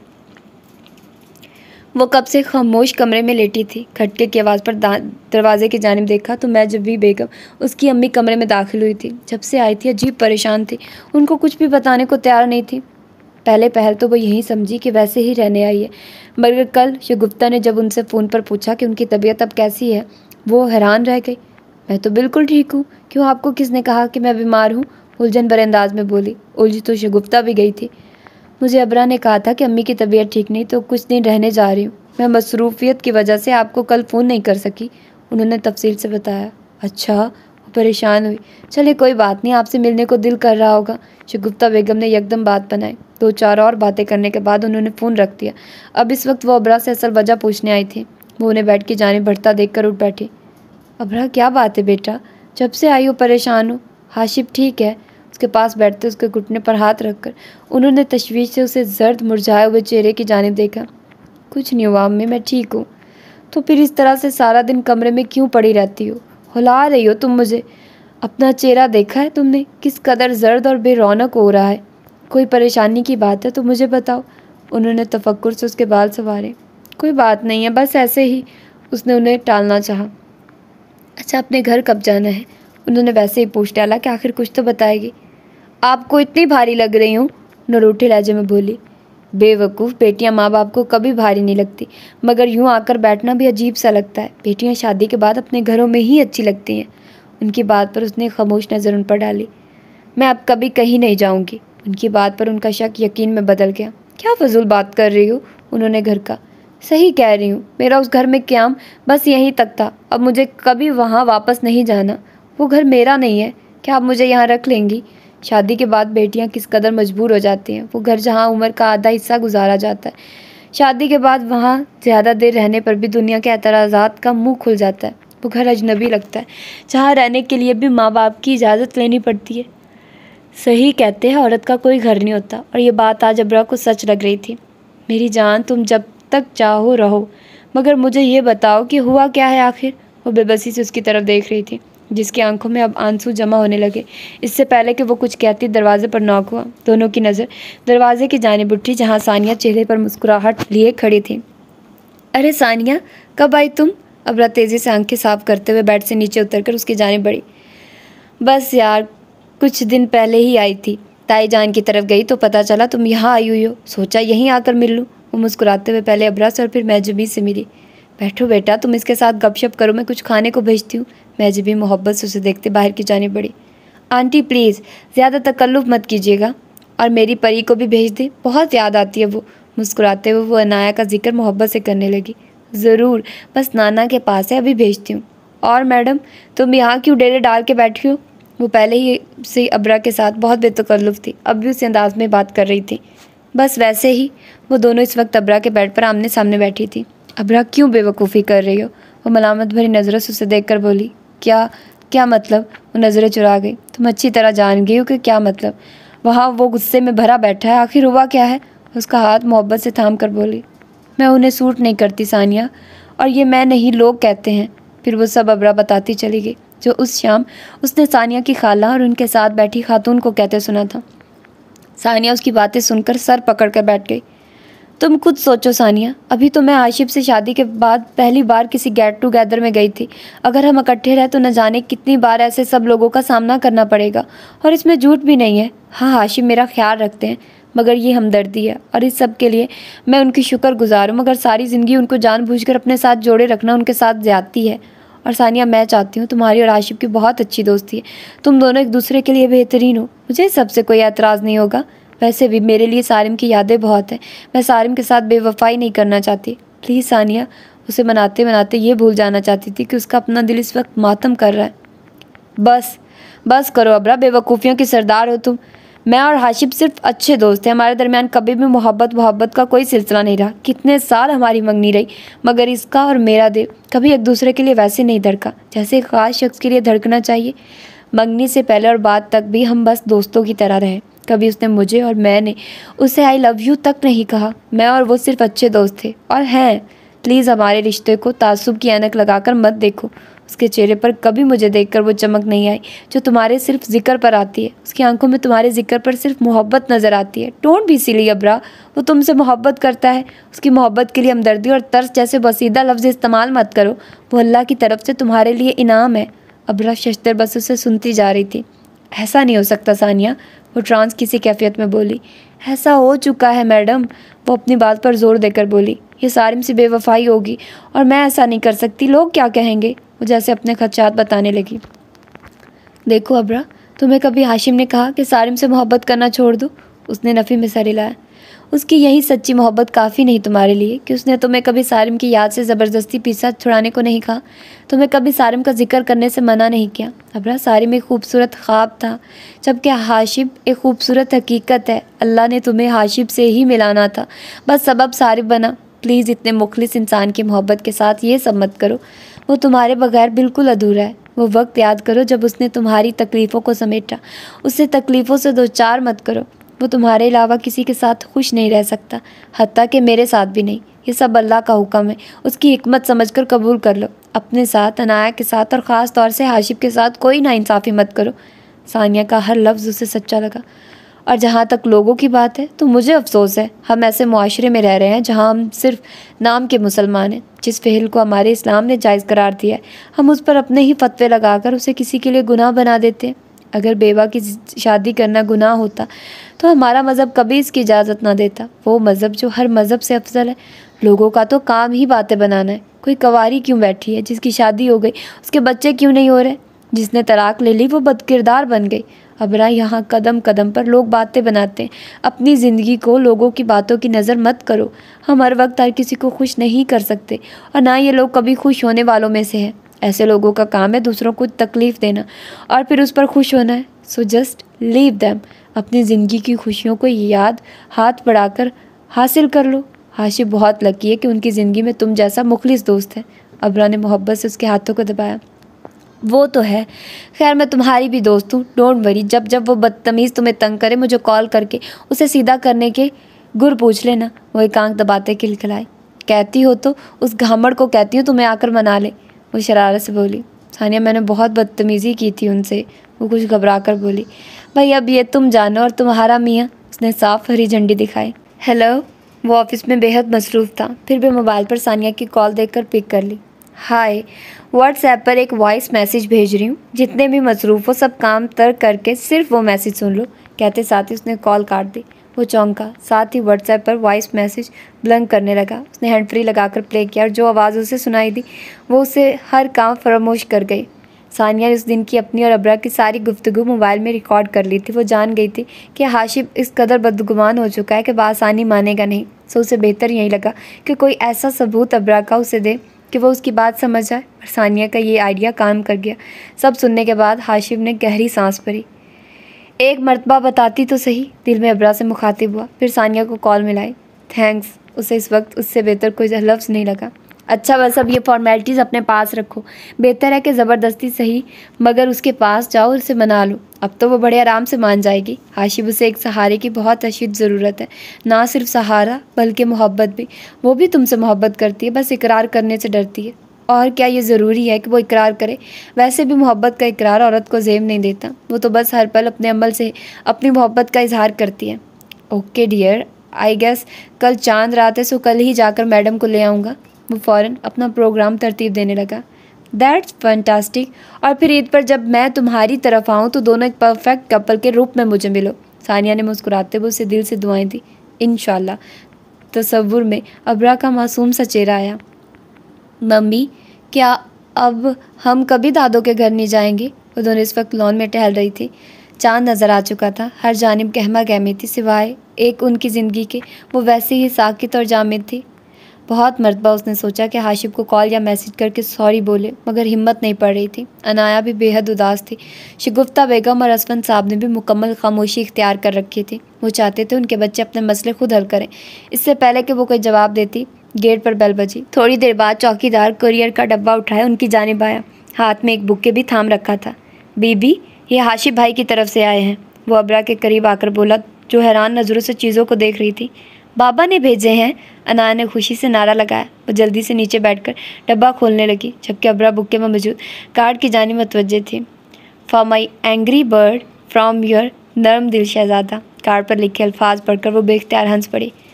मम्मी ये देखिए, पापा ने मेरे लिए गिफ्ट भेजा है। अनाया खूबसूरत सी फ्रॉक निकाल कर चहक कर बोली। साथ में चूड़ियाँ और हैंड बैग्स भी थे। अभी वो ये सब देख ही रही थी कि मोबाइल पर हाशिब कॉलिंग जगमगाने लगा। उसने धड़कते दिल से फ़ोन उठाया। मैं बाहर गाड़ी में वेट कर रहा हूँ, अनाया को आंटी के पास छोड़कर अभी आ जाइए। घंटे में वापस आकर अपनी चीज़ें पैक करके वापसी की करिए। बहुत दिन अंकल और आंटी का दिमाग खा लिया है आपने। स्पाट लहजे में दिए गए हुक्म के फ़ौरन बाद कॉल काट दी गई। वो डब्बा उठाया, अनाया को अपने पीछे आने का कहती अंदर की जानिब बढ़ी। अम्मी हाशिब बाहर खड़े हैं, हम घंटे में आते हैं, आप अनाया का ध्यान रखिएगा। अनाया नानू को चीज़ें दिखाओ। हाँ बेटा, खैर से जाओ। अभी हाशिम ने मुझे फ़ोन करके बता दिया था, मैं तब तक तुम्हारी चीज़ें पैक करके रखूँगी। सदा सुहागन रहो। वो खुशी से तमतमाते चेहरे लहजे में बोली। जान गई थी उसका मसला हल होने वाला है। वो खामोशी से जिन कपड़ों में मौजूद थी उन्हीं में बाहर आई। दाएं जानिब हाशिम की गाड़ी खड़ी थी। उसे आते देखकर हाशिम ने फ्रंट डोर खोल दिया। उसके बैठते साथ ही वो गाड़ी आगे बढ़ा ले गया। एक नज़र उंगलियां मरोड़ती अबरा पर डाली। जर्द कपड़ों में वो खुद भी जर्द दिखाई दे रही थी, चेहरा मुरझाया हुआ था। जब जुदाई सह नहीं सकती थी तो ये सब खड़ाग पालने की ज़रूरत क्या थी? सामने देखते सर लहजे में कहा, आई एम सॉरी। यकदम वो चेहरा दोनों हाथों में गिराकर रो पड़ी। अबरा यार, एक हाथ से स्टीयरिंग छोड़कर उसे बाजू के हल्के में लिया और वो बिखरती चली गई। अगर आज बारिश नहीं हुई तो ज़रूरी है कि आप यहाँ जल थल कर दो। उसके बाल चेहरे से हटाते हुए वो हल्के फुल्के लहजे में बोला। मैंने आपको बहुत तंग किया ना? वो चेहरा उसके सीने से उठाकर रंधी आवाज़ में बोली। बहुत ज़्यादा, और अब एक्सीडेंट भी करवाओगी। वो हंसते हुए एक नज़र उसकी आंखों में देखकर बोला। क्या ये ज़रूरी था कि मैं आपको वहीं टिपिकल 3 अल्फाज आई लव यू बोलता और आपको मेरी मोहब्बत पर यकीन आता? उससे सवाल करने लगा जो वापस उसके कंधे पर सर रख चुकी थी। अबरा, मोहब्बत एक एहसास का नाम है और इसे महसूस किया जाता है। मोहब्बत को लफ्ज़ों के सहारे की ज़रूरत नहीं होती। हाँ, मैंने ये रिश्ता शुरू में आपको और अनाया को सहारा देने के लिए कायम किया था। हमारे निकाह से पहले मैं सानिया से मिला और उसने मुझे समझाया कि ये सब करने में कोई मज़ायका नहीं। मुझे भी आप ही की तरह खदशात लाहक थे कि लोग क्या कहेंगे और आप क्या सोचोगी। मुझे लगता था मैं आपको मोहब्बत नहीं दे पाऊँगा। जाहिर है जो हालात थे, जो रिश्ता मेरा आपके साथ था, मगर फिर सानिया का एक जुमला मुझे ये ताल्लुक़ बांधने पर मजबूर कर गया। अपने दिल की बातें बताते उसने सड़क के किनारे गाड़ी रोकी। अबरा ने उसके कंधे से सर उठाया। हाशिब ने स्टीयरिंग से हाथ हटाकर उसके दोनों हाथ थामकर उन्हें चलाया। सानिया ने कहा, हाशिब तुम अल्लाह के हुक्म पर सर झुका दो। मोहब्बत वो खुद तुम दोनों के दिलों में डाल देगा। तुम्हें इसकी फ़िक्र करने की ज़रूरत नहीं। और वाकई अल्लाह ने आपकी मोहब्बत आहिस्ता आहिस्ता मेरे दिल में डाल दी। मैं आपको ऑब्ज़र्व करने लग गया और मुझे तकलीफ़ होती थी आपको उदास देखकर। फिर सारिम की बर्थडे वाली शाम के बाद से मैं खुद ब खुद आपकी जानिब खींचने लगा। आपको सोचना, आपसे बात करना, आपको तंग करना सब बेहद अच्छा लगने लगा। और फिर उस रात ये मोहब्बत बेहद मजबूत हो गई जब मेरे खो जाने के डर से आपने नींद में भी मेरे बाजू को मजबूती से थाम लिया था। मैं कभी आपको सारिम से मोहब्बत करने से नहीं रोकूंगा, क्योंकि वो हम सबको भी उतना ही प्यारा है जितना आपको। एक और बात, आइंदा किसी किस्म की गलत फहमी पैदा हो उसे मुझसे शेयर कीजिएगा। बगैर इस तरह का कोई कदम नहीं उठाना। आपस के मसले मिल बैठ कर हल करते हैं, दूरियां पैदा करके नहीं। और अब तो मैं आपकी और अनाया की दूरी किसी सूरत बर्दाश्त नहीं कर सकता। मोहब्बत भरी नज़रें मुसलसल उसके चेहरे का तवाफ़ कर रही थी। बस एक रिक्वेस्ट है। हाशिब की बातें झुके सर से सुनते उसकी आखिरी बात पर उसने पलके उठाए और हाशिब को लगा उसकी धड़कन थम गई। बस थोड़ी सी जगह अपने दिल में मेरे लिए भी रख देना, मोहब्बत से कहता अपनी नज़रों से उसे पिघला रहा था। वो बेख्तियार हंस पड़ी। आपने तो बहुत बड़ा प्लॉट अपने नाम करवा लिया है, शरारत से हंसी दबाते हुए बोली। हाय, सो स्वीट ऑफ यू। बहुत बेसाख्ता हाशिब ने उसे दोनों बाजुओं के हल्के में लिया। मुझे तो मेरी ईदी मिल गई, अब आपको आपकी ईदी दिलाते हैं। उसके माथे पर मोहब्बत का निशान छोड़ते उसे आज़ाद करता वो फिर से गाड़ी स्टार्ट करने लगा। मम्मी और डैडी को पता चल गया था कि मैं यहाँ क्यों आई थी? उसने शर्मसार लहजे में पूछा। हाँ, मम्मी को मैंने बता दिया था। उन्हें यही मुनासिब लगा कि हम अपना ये इशू खुद हल करें। उसकी बात पर वो सर हिला कर रह गई। तभी शगुफ्ता रोज़ उसे फ़ोन करती थी, मगर कभी उसे जताया नहीं था कि वह सब जान गई है। मैं एंग्री बर्ड हूँ। यकदम कुछ याद आने पर वो मुंह फुलाकर बोली। हाँ ना, और वो भी रेड वाला जो गुस्से में और भी फूल जाता है। वो उसे मज़ीद चिढ़ाने लगा। हाशिब, वो चिल्लाई। जी मेरी जान, हंसते हुए उसे प्यार से अपने साथ लगाया। मैं 3 सूट लूँगी, मेरी तरफ से पूरी दुकान ले लेना, और तो कुछ नहीं होगा, मेरा दिवालिया हो जाएगा। दोनों की नोक झोंक जारी थी। और मोहब्बत यही तो है, एहसास का नाम, वो एहसास जो हाशिम ने अब्रा को दिया और जो अब्रा ने हाशिम को दिया। तो ये था आज का नावल। आई थिंक सो ये छोटा नावल था, लेकिन होप सो कि आप लोगों को पसंद आया होगा और आप लोगों ने इन्जॉय किया होगा। ईद स्पेशल, रमज़ान स्पेशल ये नावल था और मुझे तो बहुत ज़्यादा पसंद आया। तो मुझे बताइएगा, अपना फीडबैक दीजिएगा कि अना लियाज़ का ये वाला नावल आप लोगों को कैसा लगा, और आप लोगों ने ईद की तैयारियां कर ली हैं, कपड़े वगैरह ले लिए हैं, और कैसे गुजर रहे हैं आपका रमज़ान, और आप लोगों ने ईद को कैसे गुजारना है, किस तरह के कपड़े आप लोगों ने लिए, किस कलर के कपड़े आप लोगों ने लिए, मुझे ज़रूर बताइएगा। और अपना ढेर सारा ख्याल रखिएगा। अरे मैं इतना बोली अब मुझे ना गले में दर्द हो रहा है, मुझसे बोला भी नहीं। एंड पर मैं बिल्कुल थक गई थी मुझे था कि बस अब ख़त्म हो जाए ये नावल। तो खैर, अपना ढेर सारा ख्याल रखिएगा, मुझे दुआ में याद रखिएगा। मिलते हैं इंशाल्लाह किसी और अच्छे से नावल के साथ। अल्लाह हाफिज़।